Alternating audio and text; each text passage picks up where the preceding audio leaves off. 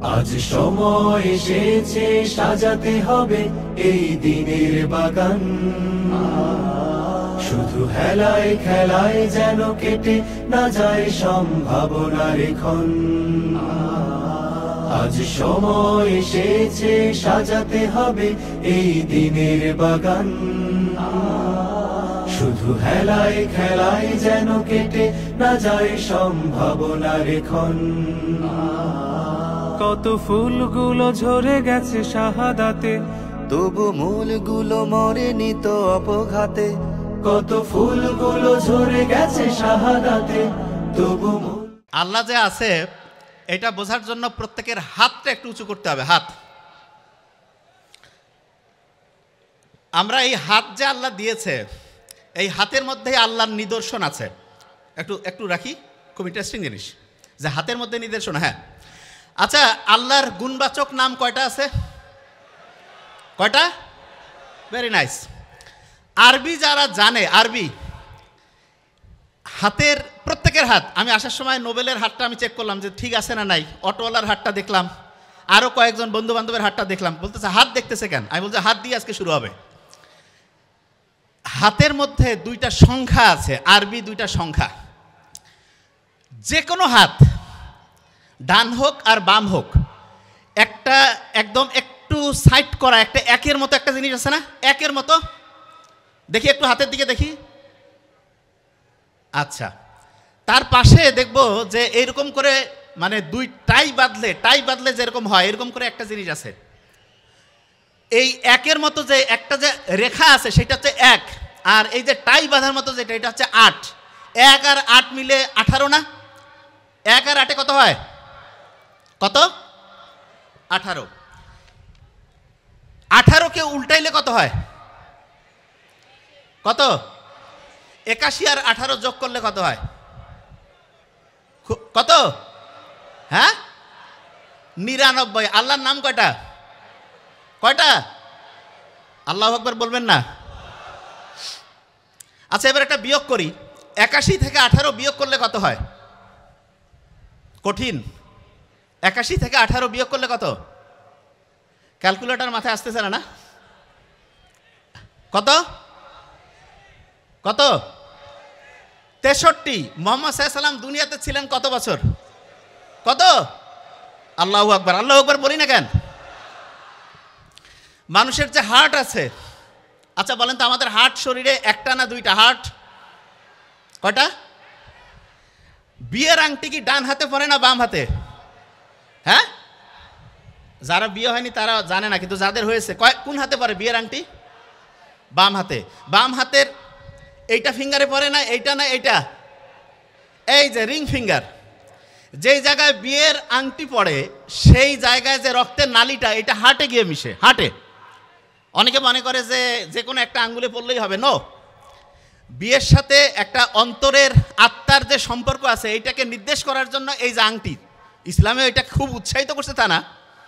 তা একটা বিয়েতে একটা ফিঙ্গারে আঙ্গুলের মধ্যে হচ্ছে যে আমরা আংটি পরি, এবং সেই আংটিটার রাস্তাটা হার্টে গিয়ে মেশে। খুব ইন্টারেস্টিং জিনিস।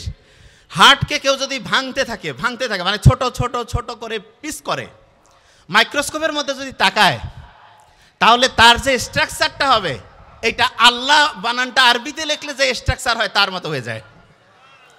বুঝি নাই তো কি বলছি? বুঝতে পারছি? হার্ট যেখান থেকে পাম্প শুরু করে, এই যে হার্ট যে প্রতি মুহূর্তে বিট করতেছে, ধুক ধুক ধুক ধুক করতেছে, এটা কি কাউকে বলতে হচ্ছে? অটোমেটেড করতেছে না? তা যেই জায়গা থেকে এই বিট শুরু হয় সেই জায়গাটা তুমি মাইক্রোস্কোপের নিচে দেখে একদম কাঠামোটা মিলানোর চেষ্টা করি, দেখবো যে আল্লাহ বানানটা আরবিতে লিখলে যে স্ট্রাকচারটা হয় সেটার সাথে অনেকটা ম্যাচিং হয়ে যায়। আজ থেকে প্রায় 100 বছর আগে একটা জেলের মধ্যে বসে একজন বই লিখতেছে। তা উনি যে বইটা লিখতেছে সেটা পরবর্তীতে নোটবুক আকারে আসছে। নোট, এরকম একটা নোটবুক আকারে আসছে। তো সেই নোটবুকের মধ্যে উনি লিখছে যে বড় বড় কোম্পানি আছে, এই কোম্পানিগুলো কিভাবে সারা পৃথিবীতে প্রত্যেকটা এলাকার, প্রত্যেকটা জাতির, প্রত্যেকটা ছোট্ট ছোট্ট দেশের যে কালচার আছে, যে সংস্কৃতি আছে এটাকে ধ্বংস করে আস্তে আস্তে আস্তে আস্তে তারা ওই দেশগুলোকে হচ্ছে নিজেদের নিয়ন্ত্রণে নেবে। আজ থেকে 100 বছর আগে একটা জেলের মধ্যে একজন মানুষ লিখতেছে, ওনাকে যে জেলে ঢুকাইছিল তার কারণ হচ্ছে উনি এটা নিয়ে বক্তব্য দেওয়া শুরু করছিল। তখন যাদের স্বার্থে আঘাত হাঁটতেছিল ওরা বলতেছে এই লোক যদি বাইরে থাকে আর যদি এরকম করে কথা বলতে থাকে তাহলে তো মানুষজন আমাদের কায়দা কানুন ধরে ফেলবে। কায়দা কানুন যদি মানুষজন ধরে ফেলে তাহলে মানুষজনকে আমরা হচ্ছে তাদের যে ঐতিহ্য, তাদের যে কৃষ্টি সেইখান থেকে ধ্বংস করে কিভাবে তাদেরকে আমরা আমাদের হচ্ছে যে দাসে পরিণত করব, এটা কিভাবে সে করব, এইটা করার ক্ষেত্রে বড় বাধা হচ্ছিল ওই লোকটা। তখন ওনাকে কি করলো যে আপনাকে হচ্ছে যে বিভিন্ন আপনি মানুষজনকে হচ্ছে ফুসলায় ফাসলায় খারাপ করতেছেন, এই জন্য আপনাকে হচ্ছে জেলে পাঠায় দিল। তা তখনকার সময়েও এখনকার সময়ে আয়না ঘরে যে অবস্থা হয় তখনকার সময় লোক এত খারাপ ছিল না। দেখা যায় তো জেলের মধ্যেও মোটামুটি মানবিক যে মানুষের প্রতি যে একটা কর্তব্য দায়িত্ব সেটা পালন হইতো। তো ওইখানে উনি লিখতেছে যে কিভাবে এই বড় বড় কোম্পানিগুলো বিভিন্ন দেশের যে ঐতিহ্য সংস্কৃতি এটাকে ধ্বংস করে দাসে পরিণত করবে। তো ওইখানে উনি একটা ইন্টারেস্টিং জিনিস লিখছে, সেটা কি জানেন? সেটা হচ্ছে এমন একটা সময় আসবে যখন মানুষ সামগ্রিক যে একসাথে থাকা যে পরিবারগুলো আছে এই পরিবারগুলো ভাগ হবে। উনি লিখতেছে, দেখেন আপনি ইন্টারেস্টিং কি কারণে, একটা ফ্যামিলি ভেঙে যদি 2টা 3টা 4টা হয়, প্রত্যেক ফ্যামিলিতে আলাদা চুলা হবে, আলাদা ফ্রিজ হবে, আলাদা রাইস কুকার কারি কুকার লাগবে, আলাদা টেলিভিশন লাগবে। তার মানে প্রত্যেকটা আলাদা আলাদা আলাদা জিনিস। তখন আলাদা যত জিনিস হবে তত জিনিস বিক্রি হবে, তত আস্তে আস্তে মানুষ কি হবে ওই জিনিসগুলো কিনতে থাকবে এবং দেখা যাবে যে কোম্পানিগুলোর বিক্রি ক্রমাগত বাড়বে। এবং মানুষ আজ থেকে আপনি চিন্তা করেন 30-40 বছর আগে আমাদের মা বাবারা আমাদের চাচা চাচিরা কত অল্প ইনকাম করতো, কিন্তু কত সুন্দরভাবে পরিচালিত হতো পরিবারগুলো। এখন যে পরিবারগুলো নষ্ট হয়েছে এইটার পিছনের ইঞ্জিনিয়ারিং আজ থেকে 100 বছর আগেই লেখা হয়েছে। এবং সবচেয়ে ভয়ঙ্কর দিক যেটা সেটা হচ্ছে আমরা এখন মনে করি কি যে না ফ্যামিলি যদি আলাদা থাকে তাহলে সবাই নিজের মতো থাকবো। নিজের মতো থাকতে গিয়ে আপনি দেখেন আপনি দাসে পরিণত হয়েছেন। কীরকম? ফ্যামিলির দেখা যাচ্ছে যে হাজব্যান্ড কাজে গেছে, ওয়াইফও কাজে গেছে, বাচ্চাকে মানুষ করতে দিছে হচ্ছে কাজের যে সহায়তাকারী যে আছে তাদের কাছে। এবং বিজ্ঞানীরা এখন জানে প্রথম 3 বছর বাচ্চা যা দেখে যা শোনে প্রত্যেকটাই তার ব্রেইনের ডেভেলপমেন্টের জন্য সবচেয়ে দামি। একটা বাচ্চা পরিবেশ থেকে শেখে। এখন আপনার বাচ্চাকে যদি আপনি কাজের যে গৃহ সহায়তায় যে আপা বা খালাকে রাখেন তার কাছে যদি রাখেন, ওই বাচ্চা যা শিখবে, ওই বাচ্চা যদি মায়ের কাছে থাকতো, নিজের বাড়ির দাদির কাছে থাকতো, নানার কাছে থাকতো, তাহলে ওই বাচ্চা কত অসাধারণ হইতো। এবং এই জিনিসটা প্রথমে কেউ বুঝতে পারে নাই, না বুঝে মনে করছে আমরা স্মার্ট হব, সবাই কাজে যাব, 100% উন্নতি হবে। ঘন্টা উন্নতি হয়েছে। আপনি প্লাস মাইনাস করে খাতা কলম নিয়ে লেখেন। হাজব্যান্ড চাকরি করে ভেরি নাইস, ওয়াইফ চাকরি করতে যে কয় টাকা লাভ করে তার চাইতে বেশি কসমেটিক্সেই শেষ। এবং দেখেন একটা গোটাল মাফিয়া চক্র কিভাবে কাজ করতেছে এটা বুঝার জন্য খাতা কলম নিতে হবে। আমি কিন্তু ধরবো কিন্তু দেখেন যে কীভাবে গোটাল সিস্টেমটা ধ্বংস করছে। আপনার ওয়াইফ বাইরে যাওয়ার জন্য কি যে বিভিন্ন কসমেটিক্স ব্যবহার করবে। ইসলামে তো হারাম বাইরে যাওয়া, মানে বাইরে যাওয়া হারাম বলতে আমি বুঝাচ্ছি হাজব্যান্ড ছাড়া যার সামনে সৌন্দর্য প্রকাশের কোনো অনুমতি নাই, বাইরে চেহারা দেখানোর সুন্দর করে নিজেকে মানে হচ্ছে অন্যের সামনে হচ্ছে আকর্ষণীয় করে উপস্থাপনের কোনো নিয়মে ইসলামে নাই। কিন্তু কি করতেছে? বিভিন্ন কসমেটিক্স মাখতেছে, ঠোঁটের মধ্যে লিপস্টিক মাখতেছে। আপনার মনে হইতে পারে কি এমন হয়েছে, শুনেন। ঠোঁটের মধ্যে যে লিপস্টিক দেয়, লিপস্টিকের মধ্যে একটা টাইপ আছে যেটা হচ্ছে যে ওয়াটার প্রুফ, মানে পানি পড়লেও দেখা যাবে যে ওই লিপস্টিকটা যে আছে সেটা ওই রকমই থাকবে। মেয়েরা যদি জানতো যে এই লিপস্টিক কীভাবে তৈরি হয় অবাক হয়ে যাবে। আপনারা ভেড়াকে চিনেন? ভেড়া, এই যে গরু ছাগলের মতো ভেড়া, ভেড়ার যে স্কিন আছে, স্কিন এই যে চামড়া পশমের নিচে, ওইখানে এক রকমের গ্রন্থি আছে। গ্রন্থি কি একটা সহজ করে বলি, ওইখানে এক রকমের ধরেন যে ওই যে ছোটোবেলায় আমরা দোয়াত কলম দিয়ে লিখতাম না, এক জায়গাতে কালি নিতাম তারপরে লিখতাম, এইরকম স্কিনের মধ্যে এক রকমের গ্ল্যান্ড আছে, গ্রন্থি আছে। সেইখান থেকে লিনোলিক বলে একটা জিনিস তৈরি হয়। লিনোলিক, খালি নামটা খেয়াল রাখেন। ওই জিনিসটা কি জানেন, ওইটা হচ্ছে অনেকটা ওয়াটার প্রুফ। তার মানে যত রকমের এই যে লিপস্টিক বানাচ্ছে এগুলোতে যে ওয়াটার প্রুফ হচ্ছে, এটার কারণ হচ্ছে ওইখানে ওই যে ভেড়ার মধ্যে যে স্কিনের মধ্যে যে গ্রন্থি থেকে লিনোলিক পাওয়া যায় ওই জিনিসটা ওইখানে আছে। তো অনেকের মাথায় প্রশ্ন আসে যে তাতে কি সমস্যা? সমস্যা আছে। এই যে ঠোঁটের মধ্যে যে লিপস্টিক দিল সেইটার মধ্যে যে উপাদান এবং তার চেয়ে ভয়ঙ্কর বিভিন্ন যে কসমেটিক্স, এই যে শরীরের রং ফর্সাকারী হ্যান ত্যান, এগুলোর মধ্যে প্যারাবেন বলে একটা উপাদান থাকে, প্যারাবেন। এবং এই উপাদানগুলো এত ডেঞ্জারাস, দেখা যায় যে একটা মেয়ে আলসিয়া হয়ে যায়। যে ভাই আপনি কী করছেন? হ্যাঁ, যে কসমেটিক্স ব্যবহার করে মেয়ের আলসিয়া হবে? হ্যাঁ, আলসিয়া হবে। কারণ এটা হয় কি, মেয়েদের যে হরমোনাল ব্যালেন্স সেটা ইমব্যালেন্স করে ফেলে। এবং তখন কি হয়, আলসিয়া হয়ে গেল মেয়ে। মেয়ে যখন আলসিয়া হয়ে যাবে, অলস মস্তিষ্ক শয়তানের কারখানা, সমালোচনা শুরু হয়ে গেল।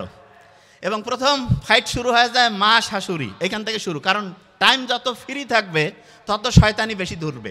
সত্যি কথা বললাম। আপনি দেখবেন পরীক্ষা সামনে আসছে, ওই সময় কিন্তু বাড়িতে কোনো ডিস্টার্ব হয় না। কেন? কারণ সবাই কাজে ব্যস্ত, পড়ায় ব্যস্ত।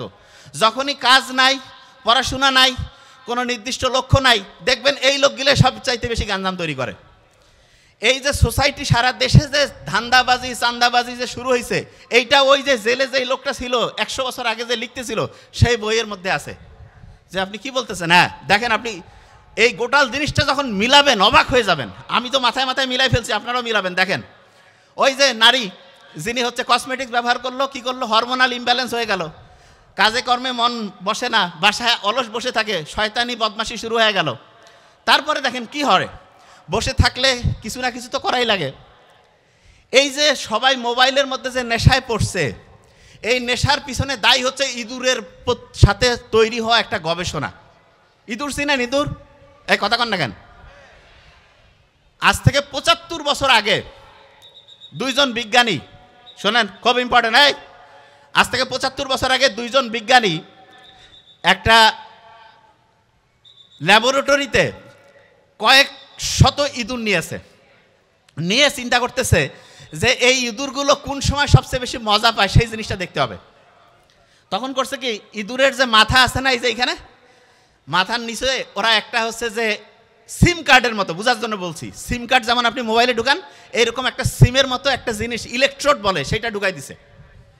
তারপরে করছে কি, ওইটার সাথে একটা তার লাগিয়ে একটা পর্দার মধ্যে কানেক্ট করে দিয়েছে। এবং ইন্টারেস্টিং জিনিস, ওরা দেখতেছে যে ইঁদুরগুলো কোন সময় কি কাজ করে। ধরেন যে একটা ইঁদুর আরেকটা ইঁদুরের সাথে হচ্ছে খাওয়া দাওয়া করতেছে একসাথে, তখন তাদের যে ভালো লাগার অনুভূতিটা ওইখানে রেকর্ড হচ্ছে। ধরেন যে একটা ইঁদুর আরেকটা ইঁদুরের সাথে খেলাধুলা করতেছে, তখন তার একটা রেকর্ড ওইখানে হচ্ছে। ওরা এরকম করে দেখতে দেখতে দেখলো যে আচ্ছা কোন কাজটা ইঁদুর সবচেয়ে বেশি মজা পাচ্ছে। দেখলো যে সবচেয়ে বেশি মজা পাচ্ছে যেই কাজটায়, সেই কাজটা তখন তারা আলাদা করছে। করার পরে ওরা করছে আচ্ছা এবার আমরা একটু অন্যভাবে এক্সপেরিমেন্ট করি। তো কীরকম?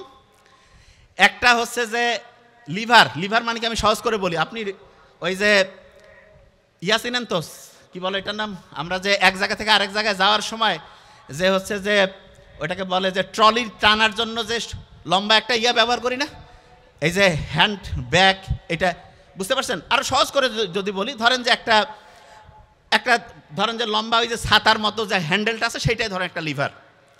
তা ওই লিভারটা করছে কি, কানেক্ট করে দিয়েছে যেই জায়গাতে ইঁদুরগুলো সবচেয়ে বেশি মজা পায় সেই জায়গাতে লিভারটা রাখছে। ওই জায়গায় যদি ইঁদুর পা দেয়, ওই জায়গায় যদি টাচ করে, সাথে সাথে ওর আনন্দের একটা অনুভূতি আসবে। বোঝার চেষ্টা করেন, খুব ইন্টারেস্টিং। বিজ্ঞানীরা এরকম করে সেট করে রাখছে ল্যাবরেটরির মধ্যে। একটা ইঁদুর গিয়ে একবার দিল, বা মজা লাগতেছে, 2 বার 5 বার 10 বার। একটা ইঁদুর যে আরেকটা ইঁদুরকে কানে কানে বলে যে এরকম একটা মজার খেলা পাওয়া গেছে। কয় তাই নাকি? কয় হ্যাঁ। আরেকজন আসলো, কয় হ্যাঁ হেভি মজা।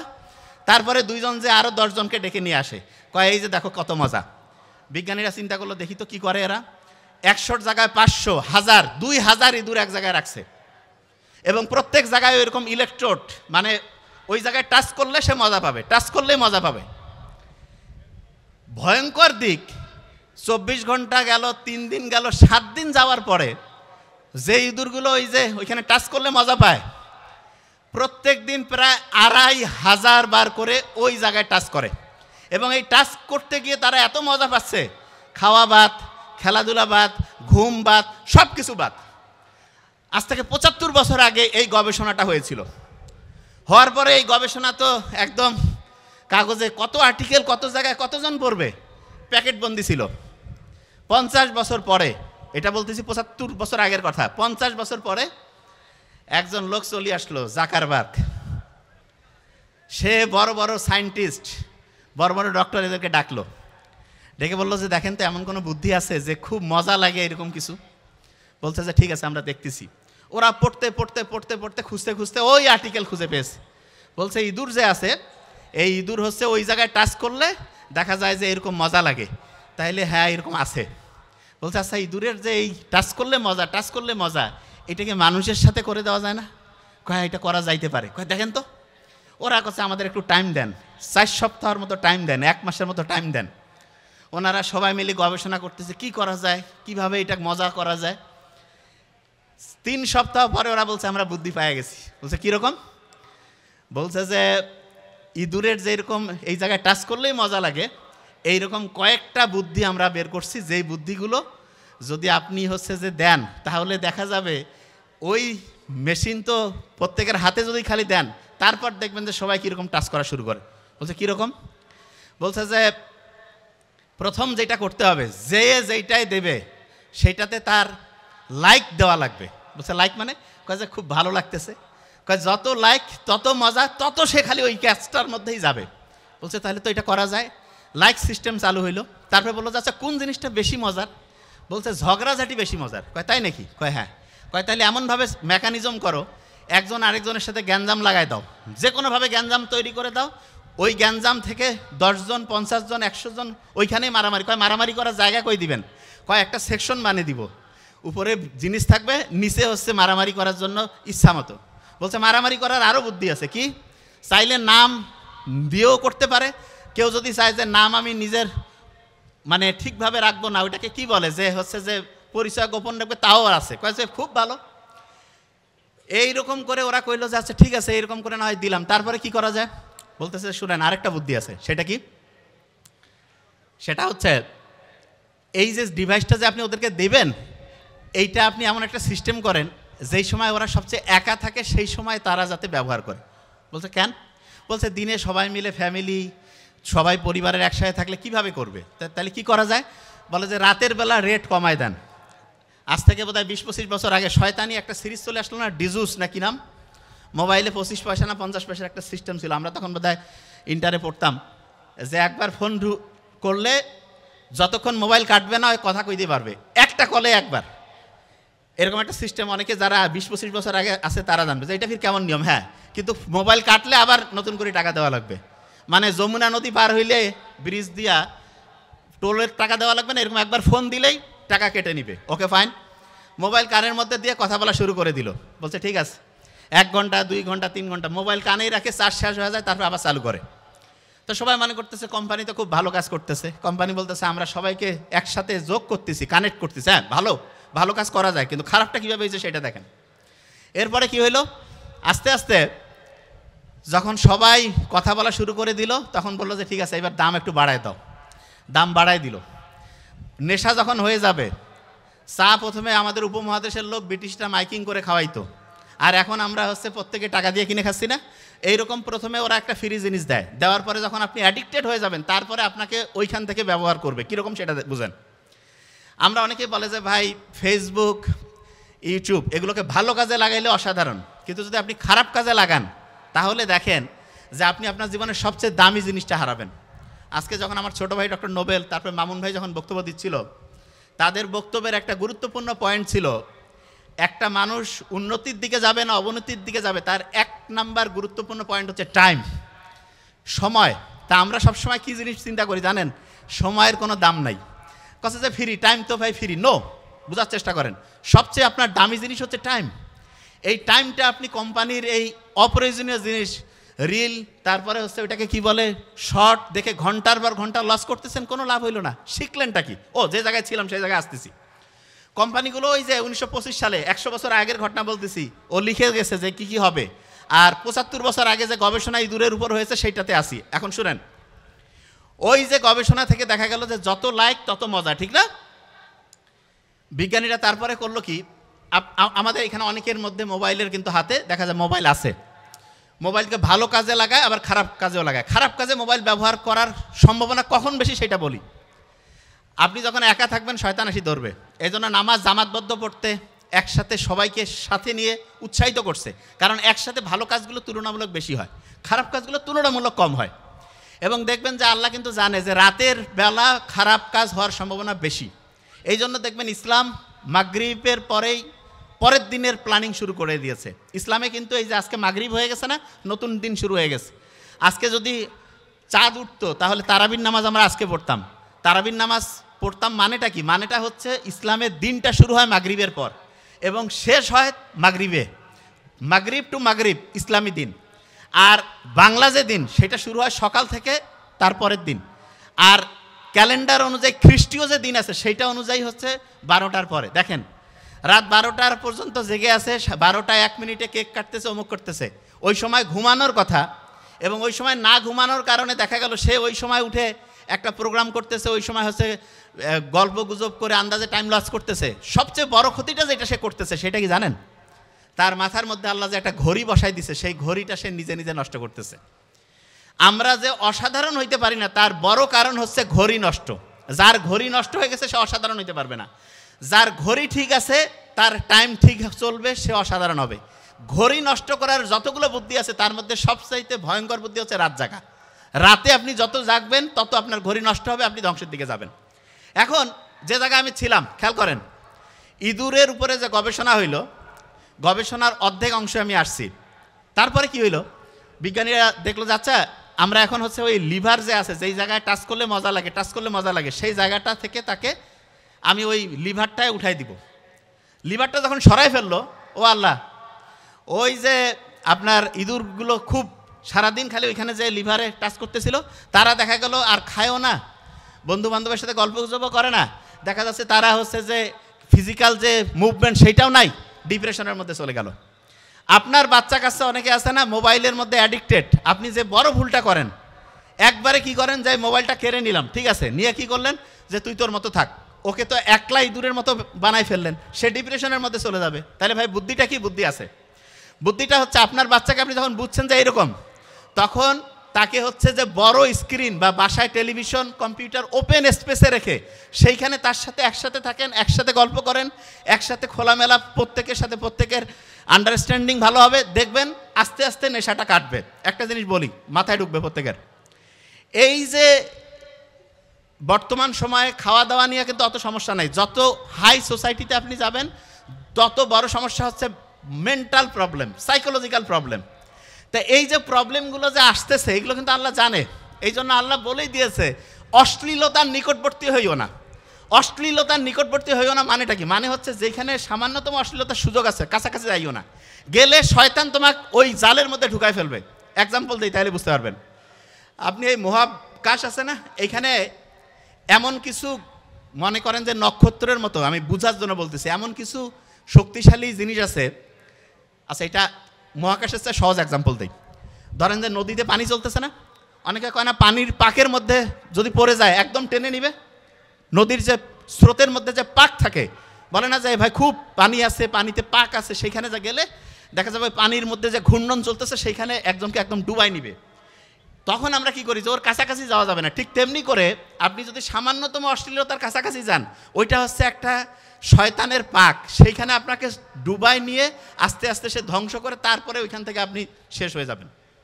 এখন প্রশ্ন হলো যে ভাইয়া তাহলে কেউ যদি ডিপ্রেশনের মধ্যে চলে যায় তাহলে তাকে বাঁচানোর জন্য আমাদের বুদ্ধিটা কি হবে? ধরলাম যে না গেলে তো ভালো, আলহামদুলিল্লাহ, কিন্তু ডিপ্রেশনের মধ্যে চলে গেছে, তাহলে তাকে আমি এখান থেকে ব্যাক করব কি করে? ব্যাক করার জন্য একটা ফর্মুলা আছে। সেই ফর্মুলাটা বলার আগে কোরআনে পিঁপড়া নিয়ে একটা সূরা আছে। সূরাটার নাম হচ্ছে সূরা নামল। না বলেন না কেন? নামল। আমি আসবো। এই সূরাটার 27 নাম্বার সূরা। কত নাম্বার? কত? 27। আমি চিন্তা করলাম যে আচ্ছা এত প্রাণী থাকতে আল্লাহ কয়েকটা জিনিস নিয়ে কোরআনে বলছে, তার মধ্যে একটা হচ্ছে পিঁপড়া। কয়েকদিন আগে একটা আর্টিকেল পড়লাম, পিঁপড়াদের আমাদের মানুষের মতো হচ্ছে তাদের হচ্ছে যে সোসাইটি আছে, একজন আরেকজনের হচ্ছে বাড়িতে দাওয়াত দেয়, একজন আরেকজনের সাথে বুদ্ধি পরামর্শ করে কাজ করে, সবাই মিলে সামাজিকভাবে কাউকে বয়কটও করে, কেউ দেখা যাচ্ছে যে একটা বিপদে পড়ছে তাকে হেল্প করে, খাবার দাবার জমায় রাখে। শুনলে অবাক হবেন, যেই খাবার তারা জমায় রাখে, ধরেন যে ওই খাবারের মধ্যে পানি পড়ছে, ওই খাবারের মধ্যে একটা প্রবলেম হয়েছে, ওই খাবার আবার তারা সবাই মিলে শুকায়। পিঁপড়ার যে শৃঙ্খলাবদ্ধ জীবন, সেটার সব কিছুর অসাধারণত্ব হচ্ছে পিঁপড়া অসাধারণ লিডার তৈরি করে। অসাধারণ কি তৈরি করে বলেন? এই যে একটা ছোট্ট পিঁপড়া নিয়ে যে আল্লাহ কোরআনে বলছে, এটার পিছনে কারণ হচ্ছে, আমি যেটা বুঝি সেটা হচ্ছে, পিঁপড়ার মতো ছোট প্রাণীর থেকে শেখার যদি সবচেয়ে গুরুত্বপূর্ণ একটা জিনিস থাকে, তাহলে সেটা হচ্ছে সবচাইতে গুরুত্বপূর্ণ হচ্ছে সৎ, ভালো, ইমানদার লিডার নিয়ে আসা। লিডার যত ভালো হবে, একটা সোসাইটি তত অসাধারণভাবে সামনের দিকে আগায় যাবে। এই যে আমাদের যে গোটাল বাংলাদেশ, আপনি শুনলে অবাক হবেন, পাক ভারত যে উপমহাদেশ আছে না, এই উপমহাদেশটা আগে, এখন যে আমেরিকা, ইউরোপ যত ধনী, তার চাইতে বহুগুণ ধনী ছিলাম আমরা, বহুগুণ। কত ধনী এটা আপনাকে একটা এক্সাম্পল দেই। ইস্ট ইন্ডিয়া কোম্পানি যখন প্রথম এখানে আসছিল, তখন সারা পৃথিবীতে যেই পরিমাণ সম্পদ ছিল তার 27% ছিল আমাদের পাক ভারত উপমহাদেশে, বাংলাদেশ, ভারত, পাকিস্তান। এখানে 200 বছর পরে ওরা যখন চলে গেল, তখন আমাদের এই উপমহাদেশে ছিল মাত্র 4%। কোথায়? 27 থেকে 25, 20, 15, 10, 5, 4%। মানে আপনি বুঝতে পারছেন, আপনার 27 লাখ টাকা ছিল, ওইখান থেকে আপনার 4 লাখ টাকা, তাহলে অবস্থা আপনার কত খারাপ? এইরকম খারাপ অবস্থায় নিয়ে আসছিল। কেন? কারণ সব কিছু কোম্পানি, ইস্ট ইন্ডিয়া কোম্পানি, যে ব্রিটেনরা যে শাসন করত, তারা শোষণ করে নিত। এখন সমস্যা হয়েছে, 47-এ আমরা ভারত পাকিস্তান স্বাধীনতা পাইলাম, 71-এ পাইলাম। এখন অনেকে বলতেছে, ভাই এখন তো ইস্ট ইন্ডিয়া কোম্পানি নাই। ওরে বাবা, এখন ইস্ট ইন্ডিয়া কোম্পানির সাথে বড় কোম্পানি আছে। আগে তো বাইরের লোক আসিয়া শোষণ করতো, কষ্ট লাগতো।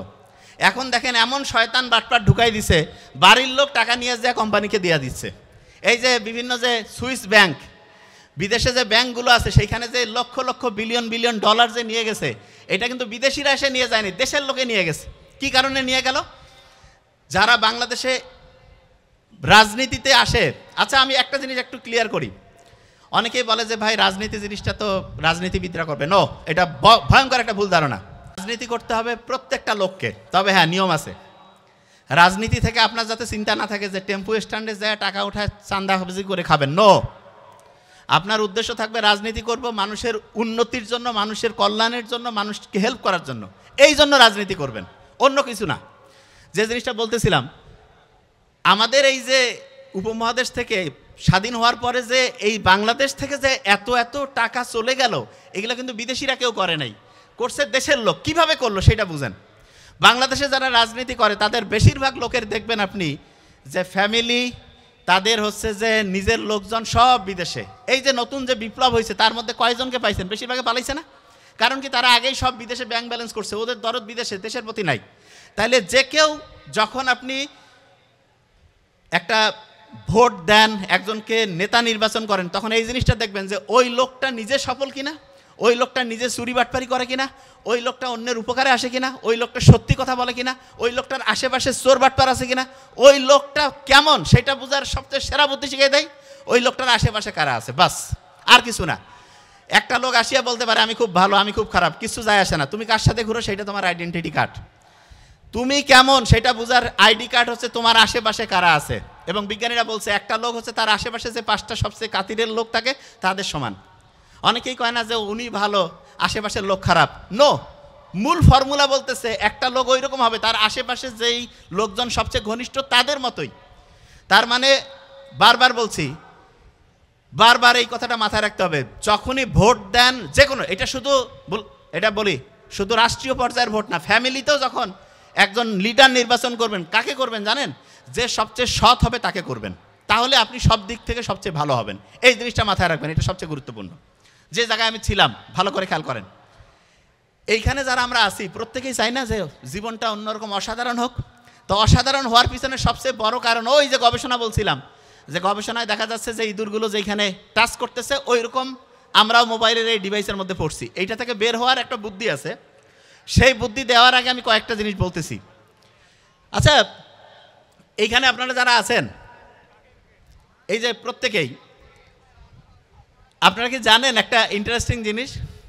সেটা হচ্ছে যে আমি প্রথম যেটা বলছিলাম যে আমাদের হাতে ডান হাত এবং বাম হাত একটাতে কত সংখ্যা ছিল? ভুলে গেছি। কত? 18। আরেকটাতে যোগ করলে কত? কত? 99। আল্লাহর 99টা নাম। বিয়োগ করলে কত হয়? কত? 63। আচ্ছা, এইখানে যারা আপনারা আছেন সবাই যদি এখন হাসেন, কি একটা ঘটনা ঘটবে দেখেন। একটু হাসেন তো এমনিতে। ও আচ্ছা, অনেকে মনে করো যে এমনিতে হাসতেছে। আচ্ছা, একটা ইন্টারেস্টিং জিনিস বলি। আপনি যখন হাসেন না, তখন আপনার শরীর থেকে একটা জিনিস ক্ষরণ হয়, এন্ডরফিন। এবং এইটা হয় কি জানেন, মনটা চাঙ্গা হয়ে যায়, মনটা ভালো লাগে। আপনি দেখবেন যে আপনার সামনে একজন আসছে, ও আপনার ভালো চায় না খারাপ চায় এইটা বোঝার জন্য আপনার মাথায় আল্লাহ একটা মেকানিজম করে দিয়েছে।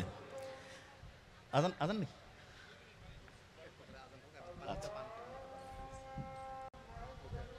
আগে খুব ঠান্ডা মাথায় দেখেন, আমরা যারা অসাধারণ হইতে চাই তাদের প্রথম যে জিনিসটা মাথায় রাখতে হবে সেটা হচ্ছে আমাদের ব্রেইনটাকে আগে বুঝতে হবে। ব্রেইনটা আল্লাহ বানিয়েছে এমনভাবে যে এই ব্রেইনটার জন্য সবচেয়ে গুরুত্বপূর্ণ 1 নাম্বার খাবার যদি আমি বলি 1 নাম্বার, তাহলে সেটা হচ্ছে ঘুম। প্রত্যেকেই বলে গেছে না যে ঘুমটা খুব ইম্পর্ট্যান্ট। পরীক্ষা যখন আসে তখন অনেক অভিভাবক কী করে যে তুই সারাদিন পড়বি, 3-4 ঘন্টা 5 ঘন্টা ঘুমাবি। নো, এটা লিখে রাখেন প্রত্যেকেই। পরীক্ষা যখন আসবে তখন ঘুমাইতে হবে বেশি। আমি বলছি, লিখে রাখেন, পরীক্ষা আসবে ঘুমাইতে হবে বেশি। এটা 1 নাম্বার। কী কারণে? আমরা যখন কোনো একটা জিনিস পড়ি তখন পড়াটা প্রথমে শর্ট টার্মে থাকে, একটা ছোট্ট বক্সের মধ্যে থাকে। ওই পড়াটা শর্ট টার্ম থেকে লং টার্মে যাওয়ার জন্য সবচেয়ে গুরুত্বপূর্ণ হচ্ছে ঘুম। তার মানে পরীক্ষা যত আগায় আসবে তত বেশি পরিমাণ ঘুমাইতে হবে। তাহলে বলেন, পরীক্ষার সামনে ঘুমাবো কি বেশি না কম?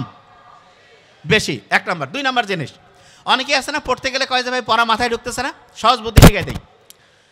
আপনি একটা কঠিন জিনিস পড়ার আগে, শোনেন, কঠিন জিনিস পড়ার আগে একটু ঘুমাই নেবেন। কয় মিনিট? 5 থেকে 7 মিনিট অ্যালার্ম দিয়ে রাখবেন, ছোট্ট অ্যালার্ম। মানে অ্যালার্মটা হবে, মিউজিকটা এমন যাতে পাখির কিচির মিচির, এরকম ভয়ের কিছু না। 5-7 মিনিট ঘুমায় আপনি উঠলেন, উঠার পরে আপনি আবার কিচির মিচিরের একটা অ্যালার্ম দিবেন। অ্যালার্মটা দিবেন 15 থেকে 20 মিনিট এবং টার্গেট নেবেন যে 15-20 মিনিটে এই পড়াটা পড়বো। অবাক হয়ে যাবেন, ব্রেন যখন দেখে যে আগের থেকে আমি টার্গেট ফিক্সড করে দিয়েছি, তখন ব্রেন ওই কাজটাকে সফল করার জন্য খুব দ্রুত ওই পড়াটা কমপ্লিট করবে। এবং পড়াটা যখন কমপ্লিট হয়ে গেল, 15-20 মিনিট পরে আবার 5-7 মিনিটের একটা চোখ বন্ধ করে ঘুমাবেন। যে ভাই এটা আবার কেমন কথা? হ্যাঁ, এটা খুবই গুরুত্বপূর্ণ। আপনি ঘুমানোর মাধ্যমে পড়াটাকে শর্ট টার্ম থেকে লং টার্ম যে মেমোরি সেন্টার আছে সেখানে রিজার্ভ করবেন। যে কোনো গুরুত্বপূর্ণ পড়া পড়ার আগে একটু ঘুম, তারপরে একটু পড়লেন, তারপরে একটু ঘুম। এইটা সবচেয়ে ইফেক্টিভ। পড়াটাকে স্যান্ডউইচের মতো একদম শর্ট টার্ম থেকে লং টার্ম মেমোরিতে রিজার্ভ করে ফেলে। আরেকটা কাজ করবেন যেটা খুব ইম্পর্ট্যান্ট, বাড়িতে মধু গ্রামে গঞ্জে পাওয়া যায়, এরকম মধু আছে না? মধু আছে তো? বিজ্ঞানীরা দেখতেছে সারা পৃথিবীতে যতগুলো সুপার ফুড আছে তার মধ্যে যদি 1 নম্বরে রাখি, ব্রেইনের জন্য কাজ করে, রোগের প্রতিরোধ ক্ষমতা করে, তারপরে শরীরের লংজিভিটি বাড়ায়, চেহারা সুন্দর করে। একজন মোটা হইতে চাইলেও মধু খাওয়া যাবে, চিকন হইতে চাইলেও মধু। পার্থক্য কি? আপনি যদি মোটা হইতে চান যে আমি চিকন খুব মোটা হবো, তাহলে ঠান্ডা পানিতে মধু দিয়ে খাবেন। আর যদি কোন যে আমি একটু মোটা সোটা চিকন হইতে চাই, তাহলে গরম পানিতে মধু দিয়ে খাবেন। বিস্ময়কর ব্যাপার। তার মানে মধু যে কোনো লোকের ক্ষেত্রেই অসাধারণ। এবং এই মধুর সাথে বাড়িতে যে টক দই পাওয়া যায় না, টক দইতে একটু মধু দিবেন, দেওয়ার পরে যদি ওই খাবারটা খান, ব্রেনটা আপনার হচ্ছে ওই যে ওই সুপারগুলো যেমন একটা জায়গায় একদম আঠা চমৎকারভাবে লাগিয়ে যায়, ঠিক তেমনি করে মধু এবং তার সাথে হচ্ছে টক দই মিক্সড করে যদি খান, পরাটা দেখবেন খুব সুন্দর করে মাথার সাথে একদম লেগে যাবে। তাহলে এইটা খুব একটা ইন্টারেস্টিং খাবার, মধু এবং টক দই। খাইতেও মজা লাগবে, ব্রেইনের জন্য খুব অ্যাক্টিভ হবে। আর একটা জিনিস বলি, অনেকেই পড়ার সময় কি করে, একটানা পড়ে। নো, এই কাজটা করবেন না। পড়ার ক্ষেত্রে সবচেয়ে গুরুত্বপূর্ণ, হাইয়েস্ট একটানা সবচেয়ে যদি বেশি পড়তে মন চায় 25 মিনিট, সবচেয়ে বেশি। যে ভাই এটা হাইয়েস্ট 25 মিনিট, হ্যাঁ 25 মিনিট পড়ার পরে 5 মিনিট 7 মিনিট 10 মিনিটের রেস্ট, তারপরে আবার পড়বেন, আবার 5-7 মিনিটের রেস্ট, আবার পড়বেন, আবার 5-7 মিনিটের রেস্ট, আবার পড়বেন। কারণটা কি? আপনি যদি একটানা 60 মিনিট পড়েন, ধরেন যে একটানা 60 মিনিট পড়ছেন, তাহলে দেখা যাবে আপনি 78-79 লাইনের মধ্যে যে তথ্য আছে সেটা মাথায় আনতে পারবেন। আর যদি আপনি 10 মিনিট পড়লেন 5 মিনিট রেস্ট, 10 মিনিট পড়লেন 5 মিনিট রেস্ট, 10 মিনিট পড়লেন 5 মিনিট রেস্ট, 10 মিনিট পড়লেন 5 মিনিট রেস্ট, তাহলে 1 ঘন্টায় 4টা 10 মিনিট পাইছেন, 4টা 5 মিনিট, 4টা 5 মিনিট চোখ বন্ধ করেছিলেন, একটু বুক ভরে শ্বাস নিছেন, ছাড়ছেন, হাঁটাহাঁটি করছেন, আর 4টা 10 মিনিট ঠিকভাবে পড়ছেন। এই 40 মিনিটে আপনার 107 থেকে 108 লাইনের মধ্যে যে পড়া আছে সেটা মাথায় আসবে। তার মানে আপনি চিন্তা করেন, পড়ার মাঝখানে যখন আপনি বিরতি দেন তখন পড়ার যে গতি সেটা বেড়ে যায়। আমরা অনেকেই অভিভাবকরা কয় তুই বারবার উঠিস কেন? অভিভাবকদেরকে জানতে হবে পড়ার কিছু স্মার্ট সিস্টেম আছে। সে যদি একটা না পড়ে তাহলে পড়া খারাপ হবে, আর সে যদি পড়ার মাঝখানে গ্যাপ দিয়ে পড়ে তাহলে পড়াটা অসাধারণভাবে শর্ট টার্ম থেকে লং টার্ম মেমোরিতে যাবে। মুহাম্মদ সাল্লাল্লাহু আলাইহি ওয়াসাল্লাম দুপুরের দিকে কাইলুল্লাহ করতেন না? দুপুরের দিকে দেখা যায় তো একটু চোখ বন্ধ করে ঘুমাই থাকতো, তারপরে উনি উঠতেন। বিজ্ঞানীরা এখন দেখছে ওইটাকে ওরা একটা স্পেশাল নাম দিছে, পাওয়ার ন্যাপ। লাভটা কি?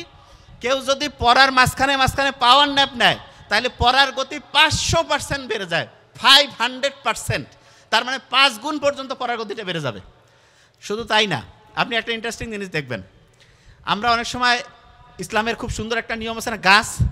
আপনি যেই রুমে থেকে পড়েন সেই রুম থেকে যদি গাছ দেখা যায়, ওই রুমে পড়তেছেন, আর আপনি আরেকটা রুমে পড়লেন যেই রুম থেকে গাছ দেখা যায় না, যেই রুমে পড়ার সময় গাছ দেখতে পাচ্ছেন সেই রুম থেকে পড়লে পড়ার গতি 225 থেকে 275% বাড়বে। তার মানে গাছের সাথে আমাদের ব্রেইনের অ্যাক্টিভিটি আছে। কেন? গাছের মধ্যে যে ক্লোরোফিল আছে, সূর্যের আলোর সাথে ক্যালকুলেশন বিক্রিয়া করে যে সে খাবার তৈরি করে, ওইটা আমাদের ব্রেইনের পছন্দ। যে ভাই ওইটা আবার কেমন করতে? হ্যাঁ, ব্রেইন সবচেয়ে বেশি পছন্দ 1 নম্বর হচ্ছে নীল কালার। অনেকে বোধহয় মনে করতেছে ভাই আপনি নীল কালার পরেন, নীল যেটা এটা ব্রেইনের 1 নম্বর পছন্দ। সত্যি কথা বললাম, ব্রেইন সবচেয়ে বেশি পছন্দ করে নীল। এবং এই জন্য আমি কিছুদিন আগে একটা প্রোগ্রামে বলছি যে স্টুডেন্ট সবসময় নীল কালি দিয়ে লিখবে তার পড়া সবচেয়ে বেশি মনে থাকবে। কেন? কারণ ব্রেইন যেটাকে পছন্দ করে সেটা সহজে রিজার্ভ করবে। এই জন্য যারাই লিখবেন নীল কালি দিয়ে, এবং অনেকে কিন্তু মনে হয় জানে না, বিসিএস থেকে শুরু করে অন্যান্য পরীক্ষায় কিন্তু 2টা কালি ব্যবহারের নিয়ম আছে। একটা হচ্ছে ব্ল্যাক আর একটা হচ্ছে ব্লু, মানে নীল। সবুজ দিয়ে লেখা যাবে না, লাল দিয়ে তো টিচার খালি খাতা কাটবে, অন্য 2টা রং বাদে অন্য কোনো রং ব্যবহারের সুযোগ নেই। ভাগ্য ভালো নীলের ব্যবহার করার সুযোগ আছে। নীল কালার দিয়ে লিখবেন, দেখবেন যে পড়াটা আপনার খুব সুন্দরভাবে ব্রেইনে রিজার্ভ হবে। আর একটা ইন্টারেস্টিং জিনিস বলে রাখি, আপনি যখন পড়া শুরু করবেন না, অনেকের আছে না একটা পড়া খুব ভালো লাগে আর একটা পড়া খুব খারাপ লাগে, এই 2টাকে একসাথে ম্যাচিং করার বুদ্ধি আছে। যেটা আবার কেমন ভাই? হ্যাঁ, আপনি মনে করেন যে খুব আগেকার দিনে ওই যে হঠাৎ করে কুকুর কামড় দিছে, বলতেছে ভাই ওই যে কলা পড়া খাওয়াবে, খুব তিতা জাতীয় একটা জিনিস, কাজ করবে না, আমি বোঝার জন্য বলতেছি, কলার মধ্যে দিয়ে খাওয়াইতো। ঠিক তেমনি করে যেই পড়াটা সবচেয়ে তিতা পড়া পছন্দ আপনার না, সেইটার সাথে একটা মজার পড়া ম্যাচিং করবেন। মানেটা কি? ধরেন আপনার সবচেয়ে ভালো লাগে ধরেন ইংলিশটার সাথে ধরেন যে আপনার খুব খারাপ লাগে জেনারেল নলেজ। ইংলিশ পড়লেন 10-15 মিনিট, তারপরে পড়লেন জেনারেল নলেজ, তারপরে আবার ইংলিশ পড়লেন, আবার জেনারেল নলেজ। তাহলে হবে কি, একটা পছন্দের পড়ার সাথে একটা অপছন্দের পড়া মিক্সচার হবে। আরেকটা জিনিস বলি, প্রত্যেক ঘন্টায় যখন পড়বেন না, প্রত্যেক ঘন্টায় 3 থেকে 5 মিনিট রাখবেন রিভিশন। যা পড়তেছেন প্রত্যেক ঘন্টায় রিভিশন করবেন। যে ভাই এটা আবার কেমন? হ্যাঁ, মূল পয়েন্টগুলো ধরে ধরে রিভিশন করবেন। আমি কিন্তু এখনই রিভিশন করাবো। বলেন তো, ডান হাতে কত ছিল লেখা? এই কথা কন না কেন? বাম হাতে যোগ করলে কত? 99টা আল্লাহর গুণবাচক নাম। বিয়োগ করলে 63। ইঁদুরের ঘটনা খেয়াল আছে তো? ওই যে ওইখানে টাচ করতেছিল, মজা লাগতেছিল। এইবার দেখেন আপনি একটা জিনিস, এই যে এইখানে যত লোক আছে, যতজন আছে, প্রত্যেকের মাথার মধ্যে কিন্তু একটা নিউরন আছে। প্রত্যেকের মাথার মধ্যে একটা নিউরন আছে। একটা বলতে আমি বুঝাচ্ছি, এখানে 86 বিলিয়ন, মানে 8600 কোটি। এ কিন্তু কবে থেকে এ আসছে জানেন? আজ থেকে 5000 বছরের আগের থেকে সেইখানে আছে। আপনার সামনে যখন একজন লোক আসে না, আপনার ওই ক্যালকুলেশন শুরু করে যে এই লোকটা আমার ভালো চায় না খারাপ চায়, আমার বন্ধু না শত্রু। এসে আপনাকে মিষ্টি মিষ্টি কথা বলতেছে, কিন্তু আপনার মন বলতেছে ও আপনার ভালো চায় না। তাহলে বিশ্বাস করেন 95 থেকে 99% ক্ষেত্রে সে আপনার ভালো চায় না। যে এটা কেমন কথা? হ্যাঁ, কারণ আপনার বুদ্ধিতে গুলাচ্ছে না, কিন্তু ও তো 5000 বছর থেকে ও বংশ পরম্পরায় মানুষের বডি ল্যাঙ্গুয়েজ সব কিছু দেখেও ক্যালকুলেশন করে সুপার কম্পিউটার পাবে না, কিন্তু সে আপনাকে দেখাই দিবে যে এটা ঠিক, এটা বেঠিক। বুঝতে পারছেন আমার কথা আমি কি বলছি? খুবই ইম্পর্টেন্ট এই জিনিস। তাহলে আপনি মনের মধ্যে শয়তানি নিয়ে যদি একজনের সামনে যান, যে যদি বলেন যে ভাই তুমি হচ্ছে যে আজকে একটু খাবার খাও, কিন্তু আপনি মনের মধ্যে চাচ্ছেন যে না, না খাইলে ভালো। অনেকের বাসায় আছেন না, যাওয়ার পরে দেখবেন যে বলছে ভাই খাও বলতেছে, কিন্তু আপনার একটু হেজিটেশন লাগতেছে। তাহলে বিশ্বাস করেন সে মন থেকে চাচ্ছে না। আবার কারো বাসায় গেলেন, কিছুই বলতেছে না, খাইলে খাও না খাইলে নাও, কিন্তু আপনি দেখবেন খুব ফ্রেন্ডলি, খেয়ে ফেলছেন, ভালো লাগতেছে। তার মানে মনের এই যে ফিলিংসটা, এইটা ব্রেইনের 5,000 বছরের অভিজ্ঞতা, এবং ওইটা সে ক্যালকুলেশন করে ওই অনুযায়ী সে হচ্ছে সাজায় ফেলে। এবং এই কারণে মনের যে সাথে যে কানেকশনটা যখন তৈরি হবে, তখন আপনার যে কোনো জিনিসে আপনি অসাধারণ হবেন। যে ভাই মনের কানেকশন আবার এটা তৈরি করে, এটার বুদ্ধিটা কি বুঝাচ্ছি। রাতে ঘুমানোর আগে, আচ্ছা এখানে স্টুডেন্ট যারা যারা আছেন প্রত্যেকে একটা বুদ্ধি শিখাই দেই, একদম অসাধারণ হইতে পারবেন। সেটা কি জানেন?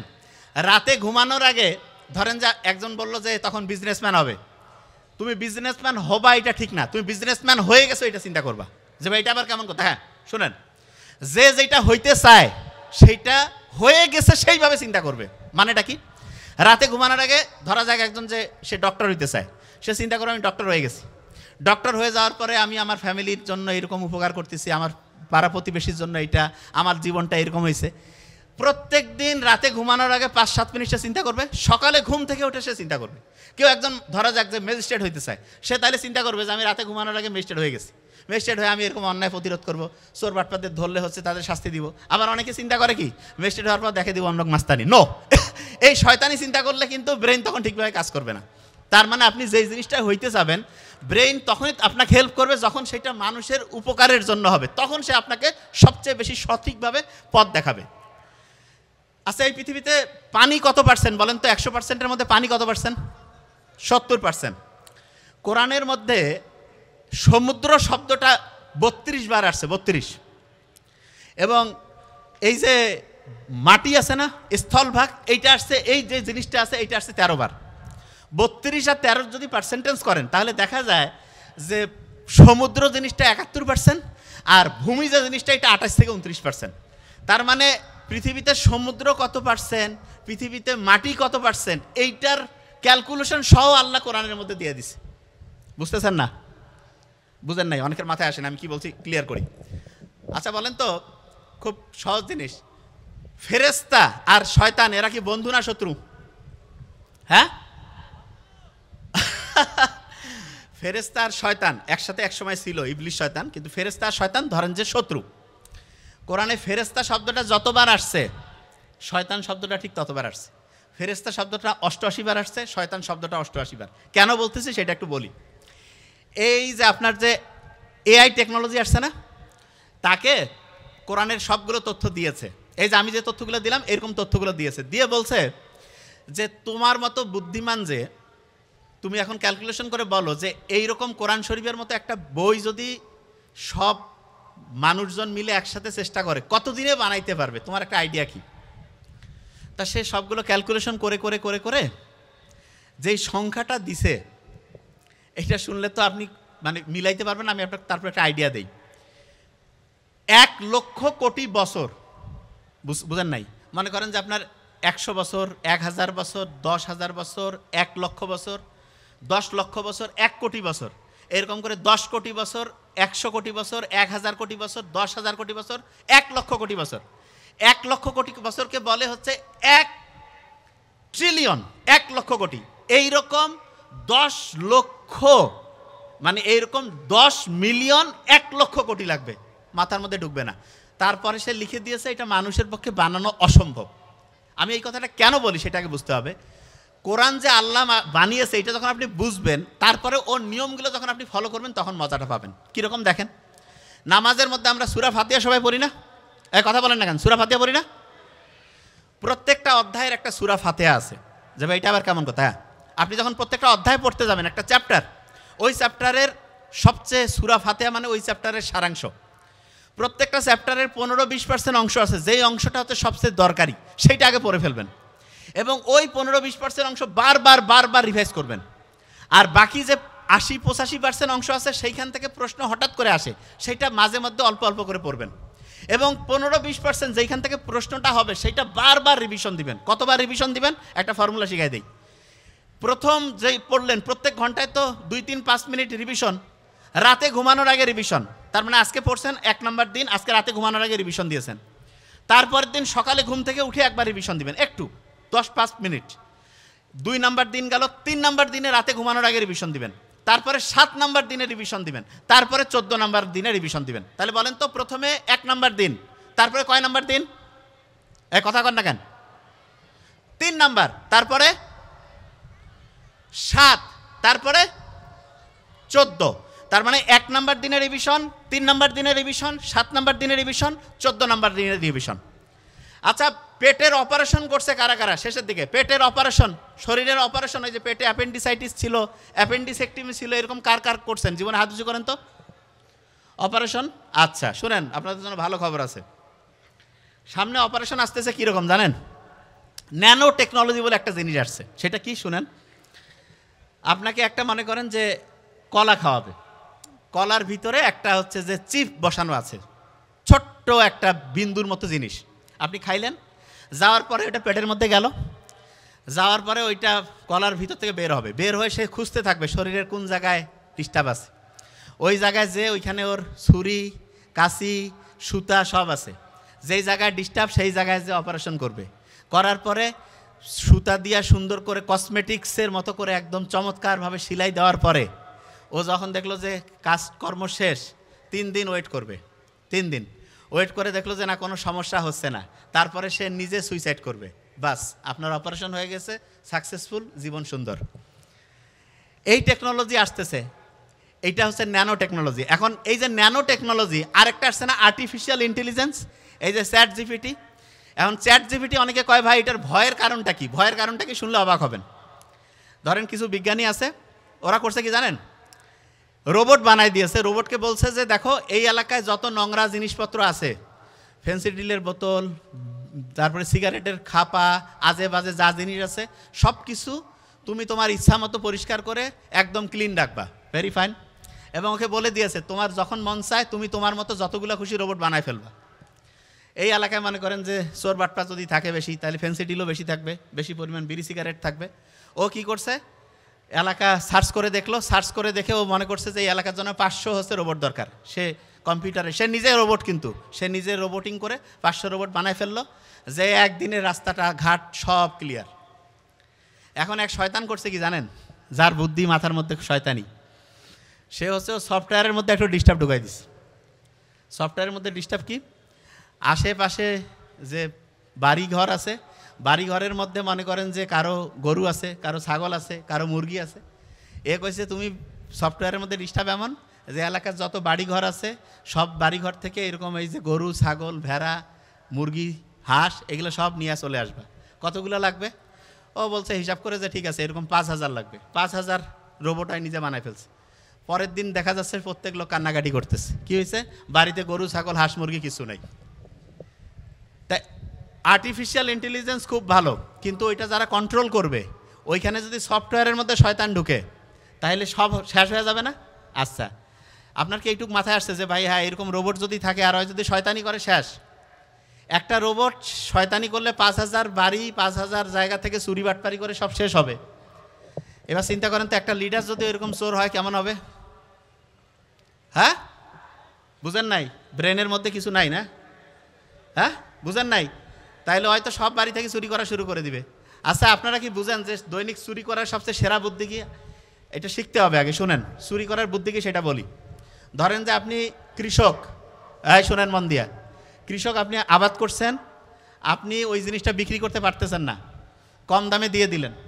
সিন্ডিকেট বানাই দিল, চাউলের ব্যবসায়ীদেরকে বললো যে চাউল কয় টাকা দিয়ে কিনছো? কয় 30 টাকা। কয় 40 টাকা না 50 করো। বলছে স্যার আমরা তো 40 করতে আসছি। কছে আরে বাবা তুমি 50 করো, 10 টাকা করে আমাকে দাও। তাহলে আপনি বাড়িতে ভাত খাচ্ছেন, টাকা কিন্তু চলে গেল ওই জায়গায়। বুঝতে পারেন কিছু? মূর্খ তো বাঙালি, যে এই এত পরিশ্রম করার পরও যে উন্নতি হইল না, টাকা যে থার্ড পার্টি খেয়ে ফেলতেছে, এটা কি বুঝতেছেন? বুঝেন নাই। সত্যি কথা বলতেছি আমি। আপনি মনে করেন একটা দোকানে বসে দোকানদারি করতেছেন, 4-5 ভাই মিলে চালান। এক ভাই যদি টাকা শুধু শ্বশুর বাড়ি, মানে জাস্ট বোঝার জন্য বলতেছি, বা অন্য জায়গায় মামুর বাড়ি যদি পাচার করে, আর যদি খালি ওইখান থেকে যতই বিক্রি হোক, দোকান কিছুদিন পর কি হয়ে যাবে? কবে যে ভাই দোকান তো হচ্ছে যে চলতেছে না, চলতেছে কিন্তু লাভ নাই। এই চুরিটা বন্ধ করার জন্য সৎ মানুষকে আনতে হবে। আপনারা তো মূর্খের মূর্খ।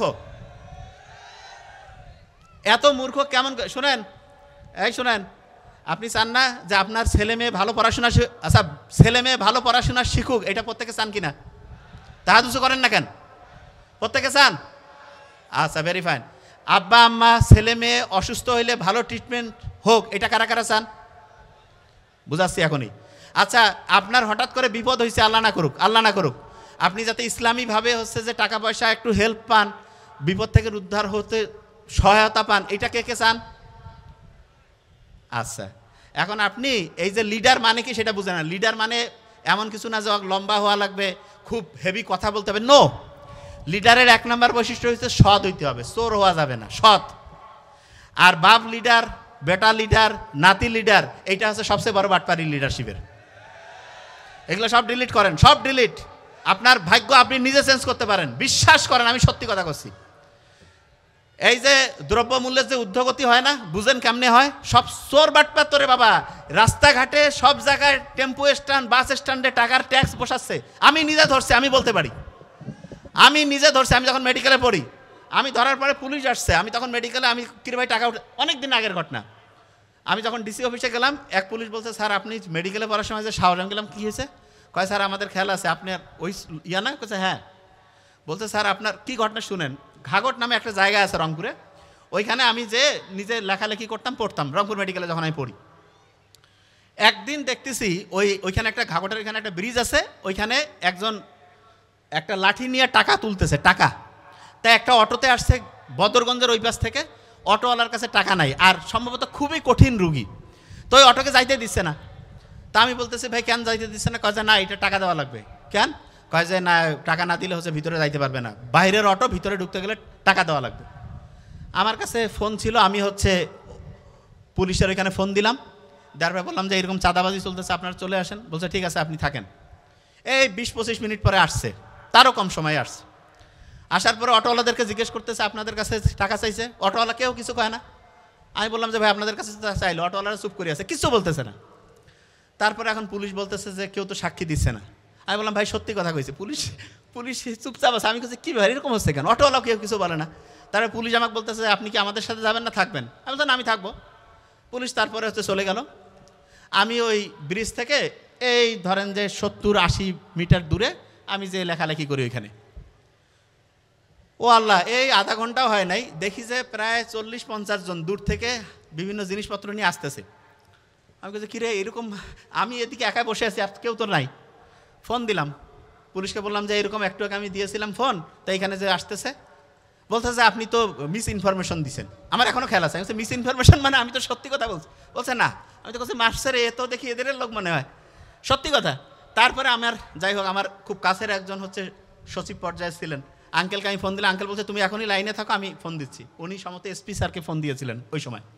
দেওয়ার পরে এই 5 মিনিটেরও কম সময় ওই ওসির ওইখান থেকে ফোন আসলো। বলছে ঠিক আছে আপনি চিন্তা করেন না, আমরা ফোর্স পাঠাচ্ছি। ওয়াল্লা ওসি ফোন দেওয়ার পরে মানে আমি এইখানে ধরেন যে ওরা ওই যে আর দেখি ওরা আগাচ্ছে না, মানে আসতেছে না, ওই জায়গায় আছে। তারপরে কিছুক্ষণ পরে হচ্ছে গাড়ি চলে আসলো। আসার পরে ওরা আবার দেখলাম যে অনেকজন চলে গেল।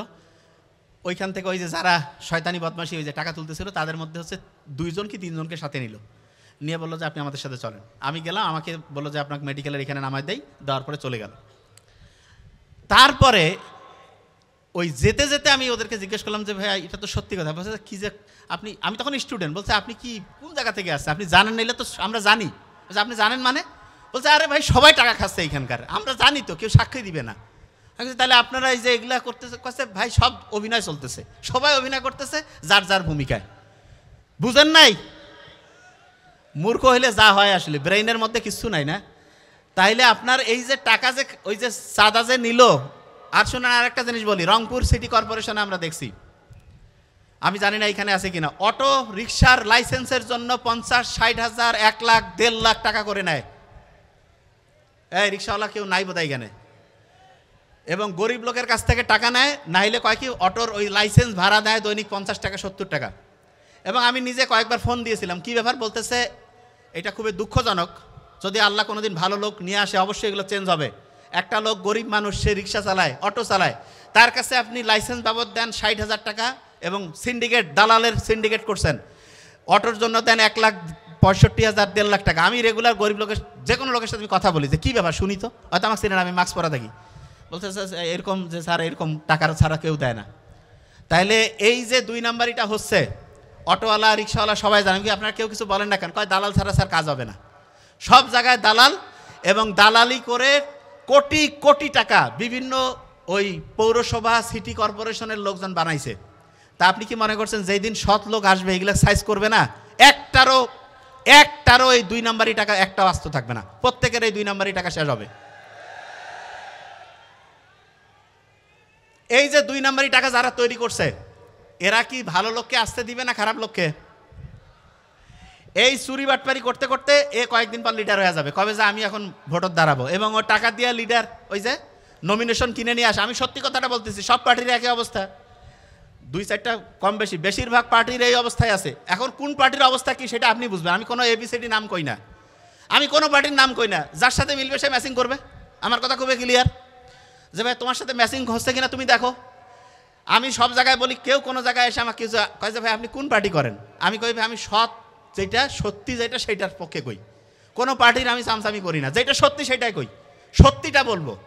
এবং মুহাম্মদ সাল্লাল্লাহু আলাইহি সাল্লামের যত বৈশিষ্ট্য ছিল তার মধ্যে সবচেয়ে সেরা বৈশিষ্ট্য হচ্ছে অন্যায়ের প্রতিবাদ করা, 1 নাম্বার বৈশিষ্ট্য হচ্ছে এটা। আর আপনি কি করেন, কোন যে না আমি হচ্ছি ভদ্রলোক। কিসের ভদ্র রে আপনি? অন্যায় দেখেন আপনি চুপ করে থাকেন, আপনি ভদ্রলোক? আপনি হচ্ছেন মিসকা শয়তান।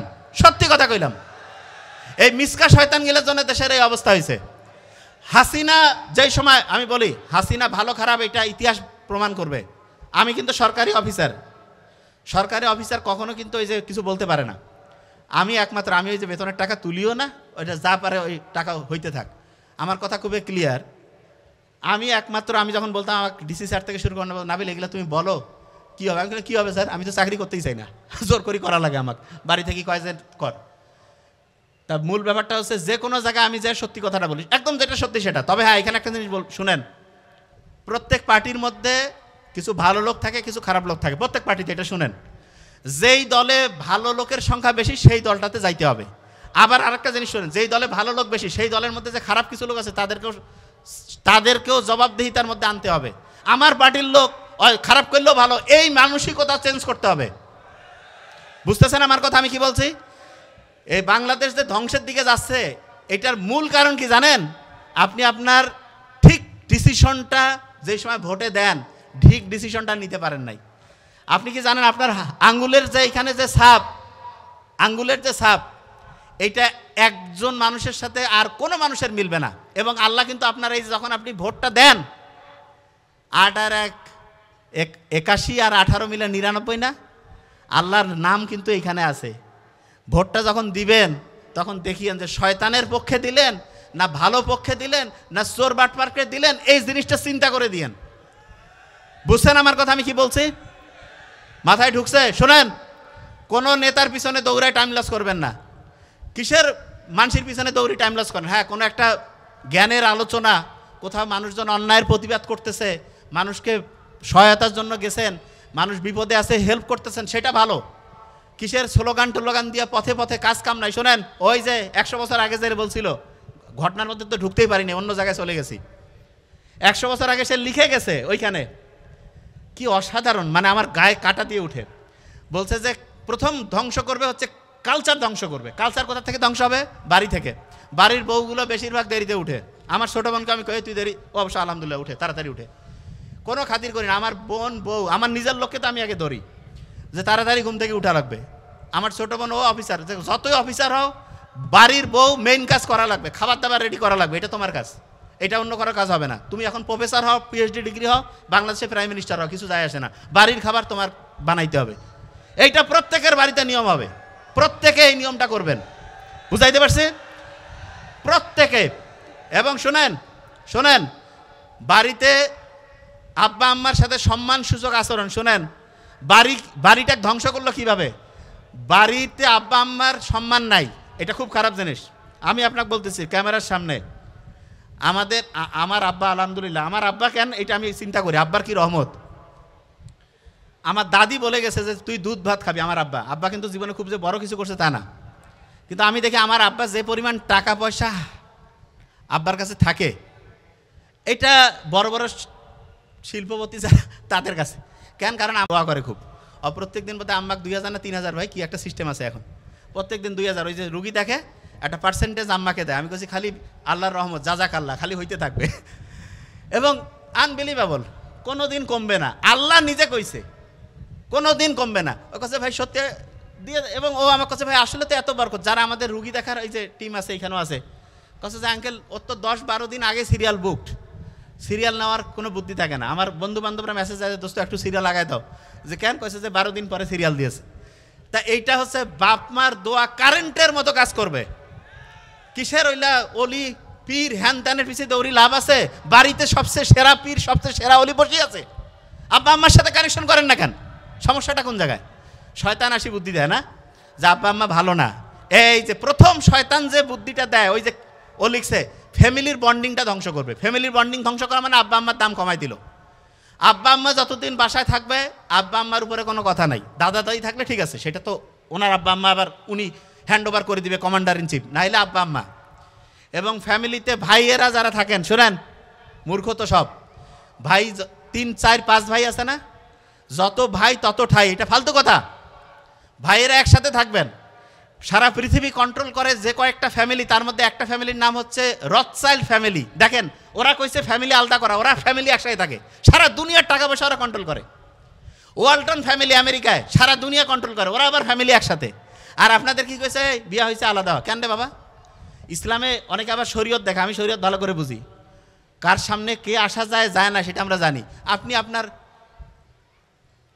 ওয়াইফ, যে আমরা ইসলাম বুঝি না, যে স্বাভাবিকভাবে যেটা প্রকাশ হয়, চেহারা দেখা গেল, খাবার সময় মা দিল, মা তো সবার সামনে আসতে পারে, তারপরে চাচি আছে না, বাড়িতে কি কয় যে ভাই পর্দা, আরে বাবা পর্দা আমরা বুঝি না, পর্দা কিভাবে করতে হয় জানি না আমরা, শয়তানি তো অন্য জায়গায়। তুমি বাড়িতে সকাল 10টা পর্যন্ত ঘুমাবা, শ্বশুর শাশুড়ি থাকলে তো এটা করা যাবে না, মাথা তো গরম হয়ে যাবে, এই তো কী ব্যাপার এতক্ষণ পর্যন্ত ঘুমাচ্ছে, এই তো গ্যাঞ্জাম লাগিয়ে গেল। আমি তো প্র্যাকটিক্যাল জানি জিনিসগুলো, এই জায়গাগুলো থেকে বের হইতে হবে।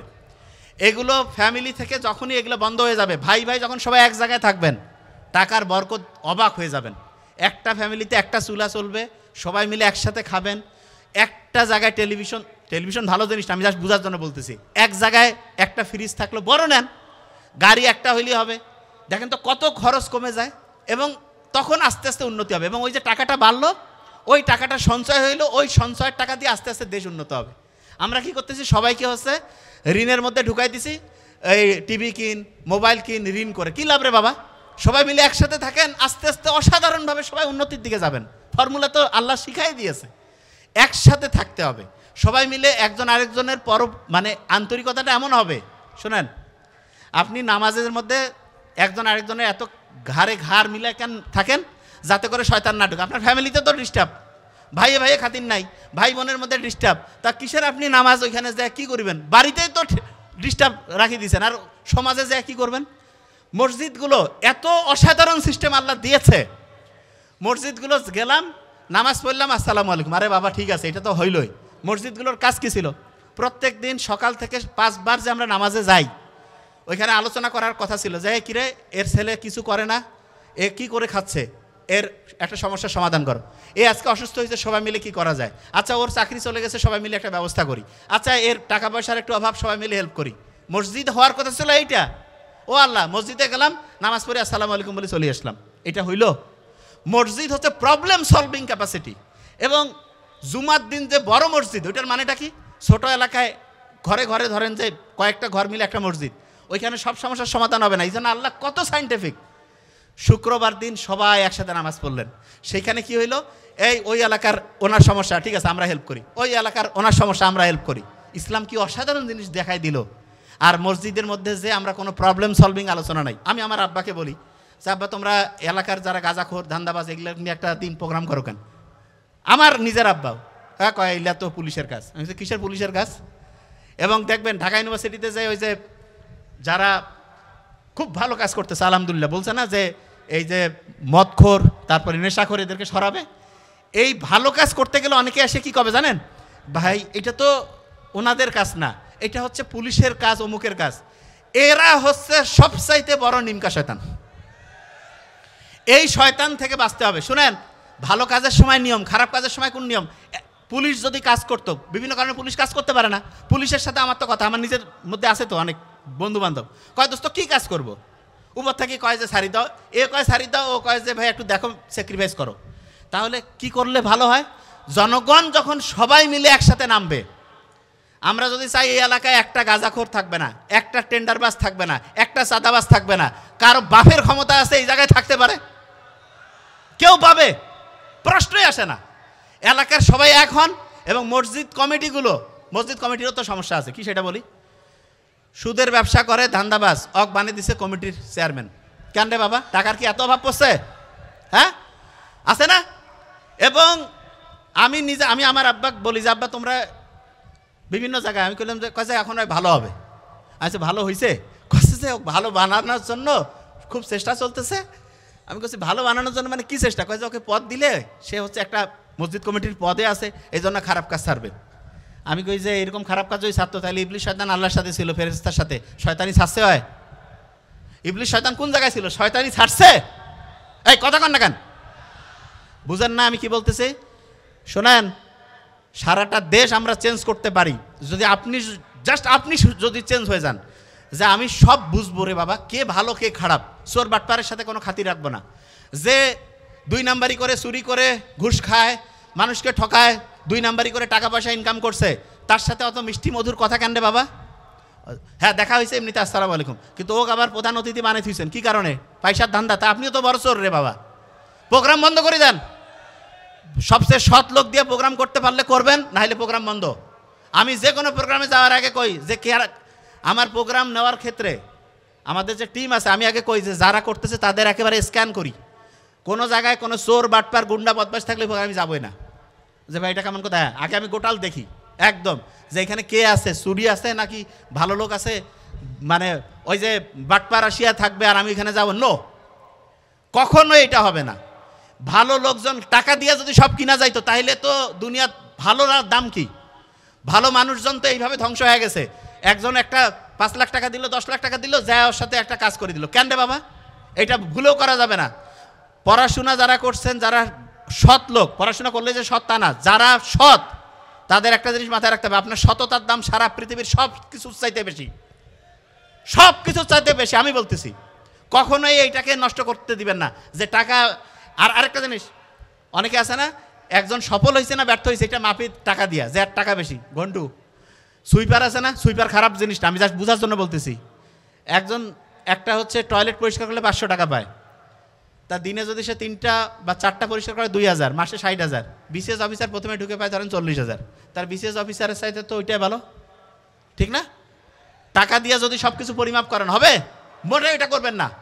জিনিসটাকে আমি বুঝাইতে পারছি? মাথায় ঢুকছে? শোনেন, ভালো লোক এইটার কোনো বিকল্প নাই। কোন লোক? ভোট যখন দিবেন আল্লাহর নামের কথা একটু খেয়াল করবেন, যে আল্লাহ কি বলছে সেই জিনিসটা একটু খেয়াল করবেন, তারপরে ভোটটা দিবেন।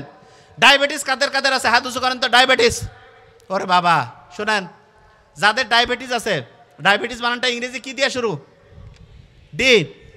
ডি দিয়ে একটা আগে খুব হইতো ডায়রিয়া আছে না, ডায়রিয়া।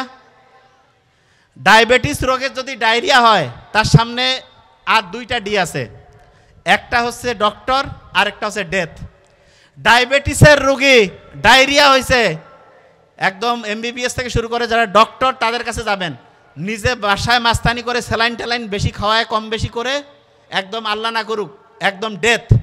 ডায়াবেটিসের রোগী কখনোই ডায়রিয়া হইলে বাসায় নো ট্রিটমেন্ট, ডক্টরের কাছে যাবেন, ডক্টর দেখে যেই অনুযায়ী দিবে আপনি প্লাস মাইনাস বুঝবেন না। আমি খালি যেইটা বললাম সেইটুক, বেশি মাস্তানি করলে শেষ হয়ে যাবেন।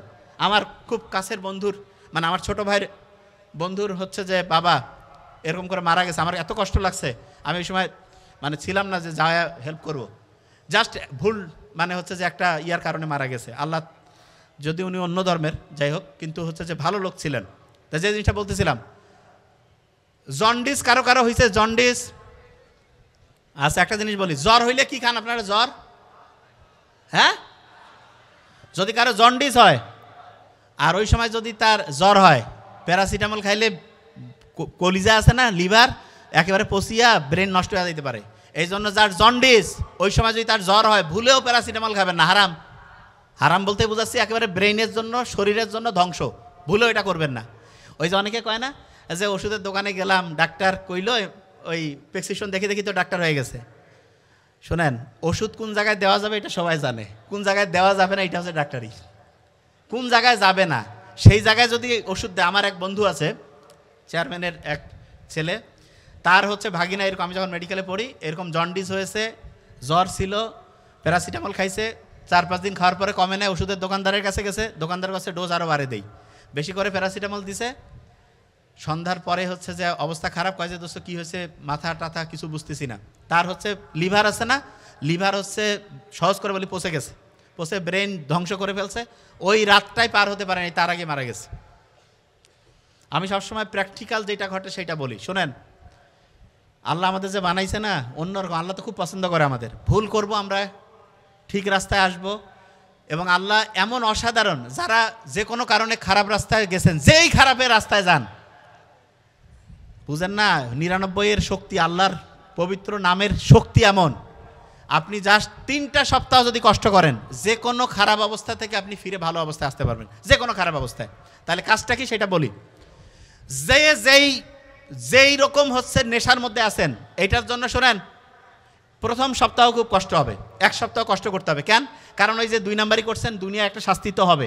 আরেকটা জিনিস, আব্বা আম্মার সাথে খারাপ ব্যবহার করলে কিয়ামতে তো কি আছে সেটা তো গেলেই বুঝা পাবেন।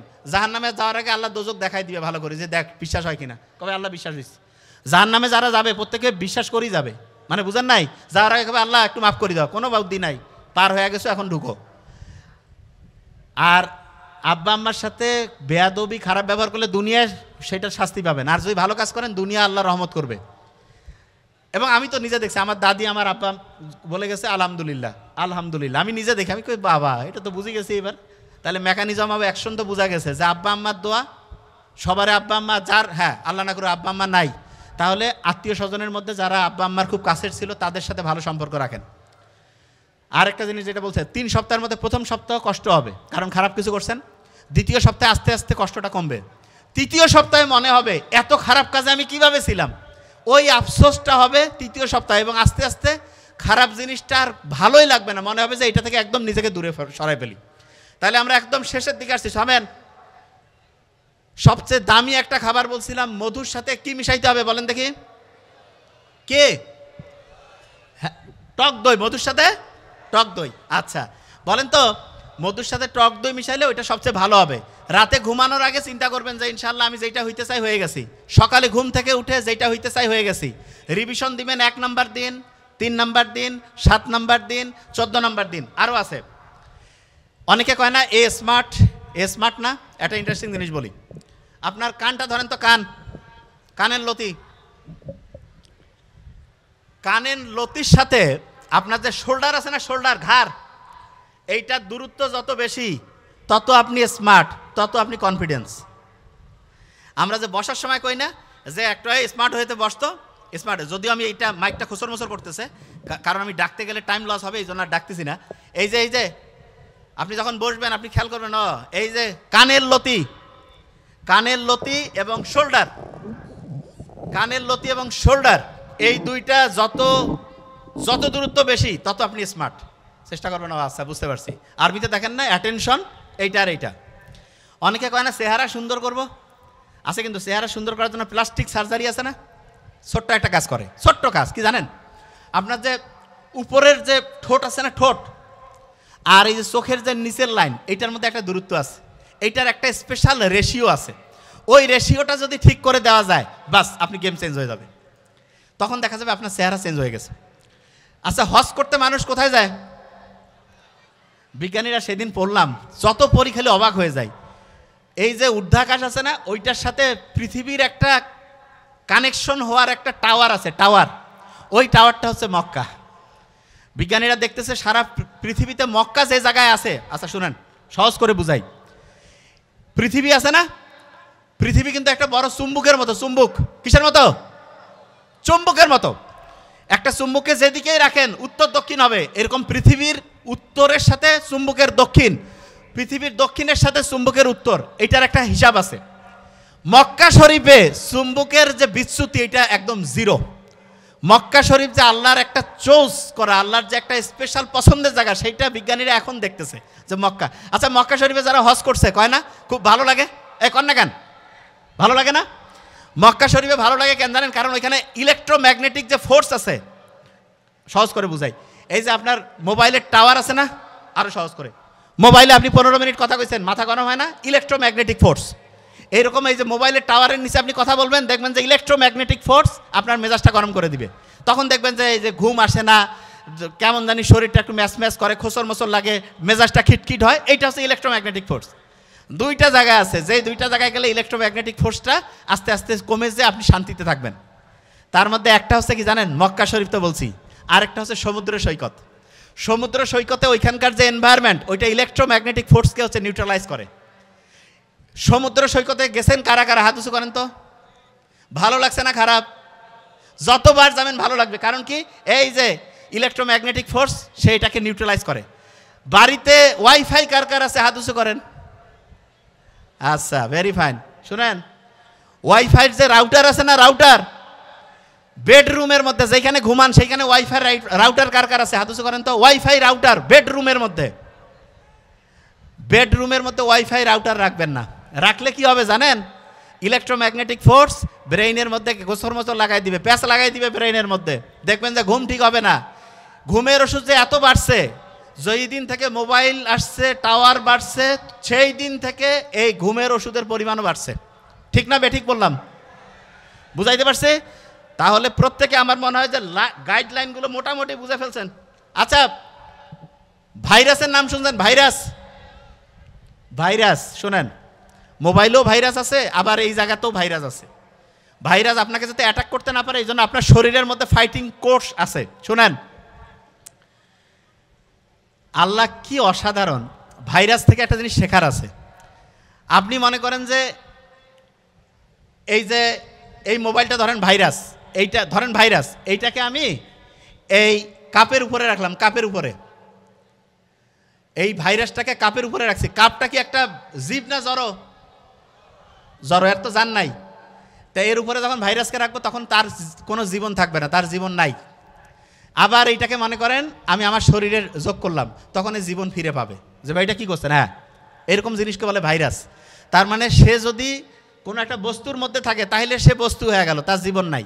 সে যদি কোনো জীব, কোনো প্রাণী, কোনো উদ্ভিদের শরীরে আসে তখন সে জীবন ফিরে পায়। আপনি এখন চিন্তা করেন তো, আল্লাহ যদি চায় দোজকের মধ্যে খালি ভাইরাস যদি সেট করে রাখে আর শরীরগুলা যাওয়ার পরে যদি অ্যাটাক দেয়, কি অবস্থা হবে? ভাইরাসের কিন্তু কোনো মৃত্যু নাই, জানেন? ভাইরাসের কোনো মৃত্যু নাই। কিসের মরে হয়? ওই খালি সংখ্যা বাড়ায়, একটা থেকে দুইটা, দুইটা থেকে চারটা, এরকম করে সংখ্যা বাড়াবে, জীবন টানা নাটা করে ফেলবে, একেবারে ধ্বংস করে ফেলাবে। আচ্ছা, এখানে আমরা যারা আছি, আমাদের আব্বা আম্মার সাথে আমাদের বয়স সাধারণত 20 বছরের পার্থক্য থাকে না? এই কথা কন না কেন? 20। দই যে মোহাম্মদ সাল্লাল্লাহু আলাইহি ওয়াসাল্লাম সুন্নত, এত উপকারী, শেষ করতেছি। দইয়ের মধ্যে ব্যাকটেরিয়া আছে, ব্যাকটেরিয়া। আপনি কি জানেন একটা ব্যাকটেরিয়া মনে করেন পৃথিবীতে আসলো, এখন আপনি মনে করেন একটা ছোট্ট বাচ্চা পৃথিবীতে আসলো, ওর আব্বা মা হইতে, ছেলে হইলে আব্বা হইতে, মেয়ে হইতে আম্মা হইতে 20-15 বছর বয়স লাগবে না? পৃথিবীতে একটা ব্যাকটেরিয়া যে এখনই আসলো, ওর আব্বা হইতে মানে ওর কাছ থেকে নতুন বাচ্চা আসতে কত বছর লাগতে পারে? কত আইডিয়া? কতক্ষণ? কয় বছর? ধরেন যে আমি এই যে যখন বক্তব্য শুরু করছি, ধরেন যে একজন ব্যাকটেরিয়া আসলো, 20 মিনিট পরে সে আব্বা হয়ে গেল, 40 মিনিট পরে সে দাদা, 60 মিনিট পরে গ্রেট গ্র্যান্ডফাদার হয়ে গেল। তার মানে প্রতি 20 মিনিটে একটা নতুন জেনারেশন আসে। বুঝেন নাই তো? বাংলাদেশের এখন মনে করেন লোক 20 কোটি, যদি 20 মিনিট পরে প্রত্যেকের আরেকটা করে বাচ্চা হয় তাহলে কয় কোটি হবে 20 মিনিট পর? হ্যাঁ, 40, তারপরে 80, তারপরে কত? 160 কোটি। ব্যাকটেরিয়া 20 মিনিটে আগে পৃথিবীতে আসলো, 20 মিনিট পরে সে আব্বা হয়ে গেল, 40 মিনিট পরে দাদা হয়ে গেল, 60 মিনিট পরে পরদাদা হয়ে গেল। আমরা আমাদের বাচ্চা কাচ্চা নিয়ে অনেক সময় অহংকার করি না? আল্লাহ ব্যাকটেরিয়ার মধ্যে দেখে দিছে 20 মিনিটে আব্বা, 40 মিনিটে দাদা, 60 মিনিটে পরদাদা। তার মানে কোনো কিছু নিয়ে অহংকারের কিছু নেই, সবগুলোতে আল্লাহ এমন মেকানিজম করে দিয়েছে আপনি অবাক হয়ে যাবেন। প্রত্যেকটা জায়গায় একদম ডিফারেন্ট। ভাইরাস, জাহান্নামের মধ্যে গেলে আল্লাহ যদি এইটা দিয়ে অ্যাটাক দেয় শেষ। ব্যাকটেরিয়া, ও ব্যাকটেরিয়া মানে যে খারাপ তা না। আপনি যে দইয়ের মধ্যে দইটা কিনে খান, ওইটা ব্যাকটেরিয়া কিনে খান। ওই ব্যাকটেরিয়া কি করে জানেন? আপনার শরীরের ভিতরে, শোনেন, আপনার শরীরের ভিতরে কিন্তু হচ্ছে খাবার হজমের জন্য ওই দইয়ের ব্যাকটেরিয়াটা উপকারী। ঠিক তেমনি করে আমরা জমি চাষ করি না, যারা ফার্মার কৃষক আছেন ওনারা যে ওই যে জমি চাষ করার মানে কোনো কিছু বপন করার আগে যে চাষবাস করেন, ওটা কেন করেন জানেন? ওইখানে যে ব্যাকটেরিয়া আছে সে যাতে আরাম করে থাকতে পারে। ব্যাকটেরিয়া যদি এক জায়গায় আরাম করে থাকে তাহলে ওই জায়গায় ভালোভাবে হচ্ছে খাবার তৈরি হওয়ার জন্য যে ফসল উৎপাদন সেটা ভালো হবে। আপনি মনে করতেছেন আপনি বীজ দিলেন, পানি দিলেন, উপর থেকে সূর্যের আলো আসলো, জিনিস হবে, ঘন্টু হবে, ব্যাকটেরিয়া না হলে কিছুই হবে না। আল্লাহ খাবার দাবারের জন্য দেখেন আল্লাহ কি অসাধারণ। ব্যাকটেরিয়া যেই কাজটা করে এই কাজটা আমরা অন্য সারটার দিয়ে যদি করতে চাই তারপরও আমরা ওর মতো ন্যাচারালি করতে পারবো না। আমার কথা কি বুঝাইতে পারছি আমি? তার মানে মাটিতে যে আপনার ফসল উৎপাদন হচ্ছে এইটার জন্য আল্লাহর রহমত হিসাবে 24 ঘন্টা প্রতি মুহূর্তে কাজ করতেছে ব্যাকটেরিয়া। তা আমার মতে প্রত্যেকটা জিনিস এরকম সায়েন্টিফিক্যালি আমরা যদি বুঝতে পারি, এবং এখানে যে অভিভাবকরা রয়েছেন শোনেন, লাস্টের 2-3 মিনিট আগে এই ওঠা যাবে না, এই থামেন, সবচেয়ে দামি কথাগুলো আমি শেষে বলি। খাতা কলম আমার অবশ্যই খাতা কলম আনবেন, সব তো খেলারে ফেলাবেন, 80% যাইতে যাইতে শেষ। এখন আবার রিক্যাপ করে দিই, শুনেন। কোন কালি দিয়া লিখবেন? নীল। একটানা সর্বোচ্চ কতক্ষণ পড়বেন? হ্যাঁ 20 থেকে 25 মিনিট, সর্বোচ্চ 25। প্রত্যেক ঘন্টায় কয় মিনিট রিভিশন? এই তো দেখেন ছোট বাচ্চাগুলোর ব্রেইন অ্যাক্টিভ আছে, এইলা খাঁটি ব্রেইন, আর বড় যত হয়েছে তত ধ্বংস। কারণ এই যে পিওর, ভেরি নাইস, কংগ্রাচুলেশন। 5 থেকে 7 মিনিট, 3 থেকে 5 মিনিট প্রত্যেক ঘন্টায় রিভিশন। 1 নাম্বার দিনে রিভিশন, তারপরে কয় নাম্বার দিনে? Very fine. তারপরে 14। প্রত্যেক চ্যাপ্টারের সূরা ফাতিহার মতো কত পার্সেন্ট অংশ আছে? 15 থেকে 20, 15 থেকে প্রত্যেকটা চ্যাপ্টারে 15 থেকে 20% আগে পড়বেন, তারপরে বাকি পড়া পড়বেন এবং কন্টিনিউয়াস রিভিশন। আপনি যেটা হইতে চান সেইটা হবেন না হয়ে গেছেন? সেটা বাপ মার সাথে সম্পর্ক কেমন? হ্যাঁ, সব ভাই একসাথে থাকবেন না আলাদা? আর বাড়ির যত মা আছে, খালা, সকাল 10টায় উঠবে না 12টায়? 10টায় উঠবে মূর্খ। ভোর 5টা 6টা সকালে উঠা লাগবে। কাম কি? যত বড় অফিসার হোক বাড়িতে কাজ করি খাওয়া লাগবে। এটার কোনো অল্টারনেটিভ নেই, এটা একেবারে প্র্যাকটিক্যাল কথা সবার জন্য, প্রত্যেকের জন্য। হ্যাঁ, এখানে একটা জিনিস বলি, অনেকে মনে করে আমি বোধহয় একটু মা ভক্ত বেশি। মা ভক্ত তো অবশ্যই বেশি, তবে আমি একটা জিনিস বলি, হাজব্যান্ডদের জন্য একটু বলি। অনেক আমার কমেন্ট আসে তো, কয় লোকটা খুব গ্যাঞ্জাম লাগিয়ে দিছে। হাজব্যান্ডের জন্য বলি একটা জিনিস, ওয়াইফ যত টাকা ইনকাম করুক, জীবনে ওয়াইফকে জিজ্ঞেস করবেন না যে তুমি কয় টাকা। আমি আমার ওয়াইফের ক্ষেত্রে বলে দিলাম তো, নাইলে তো ওই তো কমেন্ট করতে পারবে। জীবনে আমি জিজ্ঞাসা করি না যে তুমি কত টাকা বেতন পাও কি, জীবনে আমি কেন, আমি একটা ছোট লোক, ওর টাকা ওই যা পারছে করুক। এবং আপনার ওয়াইফের যত টাকা ইনকাম করুক, হাজব্যান্ড হিসেবে আপনার দায়িত্ব তাকে টাকা দেওয়া। তবে হ্যাঁ, এখানে আপনার কোটি টাকা দেখে আপনি বিশাল বেশি টাকা দিবেন, নো, টাকা দেওয়ার ক্ষেত্রে আমার হিসাব আছে। আপনি আপনার বাচ্চাকে আন্দাজে টাকা দিবেন, ধ্বংস হয়ে যাবে। যেই টাকা লাগে তার চাইতে 20% কম দিবেন। মানেটা কি? লাগে 10,000 8,000 দিবেন, লাগে 5,000 4,000 দিবেন। যে ভাই এটা কি? কাজ করো, ভালো পরিশ্রম করো, ভালো ব্যবহার করো, অন্যের সাথে চমৎকার আচরণ করো, আস্তে আস্তে বোনাস পাবা। আর আপনারা কি করেন? লাগবে 10,000 দিয়ে দিলেন 12,000 20,000, নো, ধ্বংস হয়ে যাবে।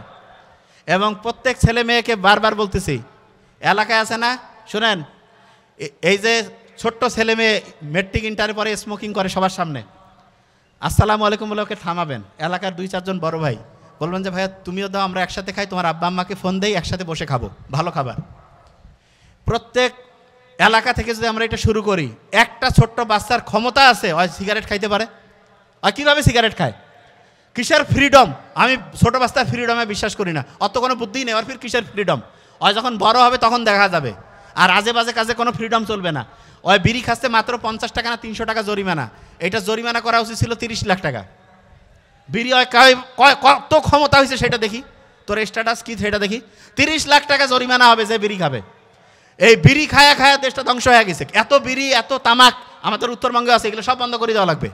তামাক সেক্টরের যে লোক, এগুলো সব অন্য জায়গায়, শয়তানি সব ঢুকছে সব। শোনেন, বাড়ি থেকে শুরু করবেন, এলাকায় যত বড় গুন্ডা বদমাশ আছেন, আর ভালো ছেলে পেলে যারা, শোনো, যারা ভালো ছেলে পেলে একসাথে মসজিদে নামাজ পড়তে যাবা, একসাথে চলাফেরা করবা। যে কোনো জায়গায় যদি অন্যায় দেখো, আগে দেখবা যে অন্যায়, প্রত্যেকে যায় বাধা দিবা যে না আমি তো ভালো ছেলে, আমি বই নিয়ে পড়বো। বই পড়ি কাম নাই, বই পরে বহু পড়া যাবে। অন্যায়ের প্রতিবাদ 1 নম্বরে। এক নম্বরে অন্যায়ের প্রতিবাদ। বুঝাইতে পারছি আমি কি বলছে? এই অনুযায়ী তোমরা করবা।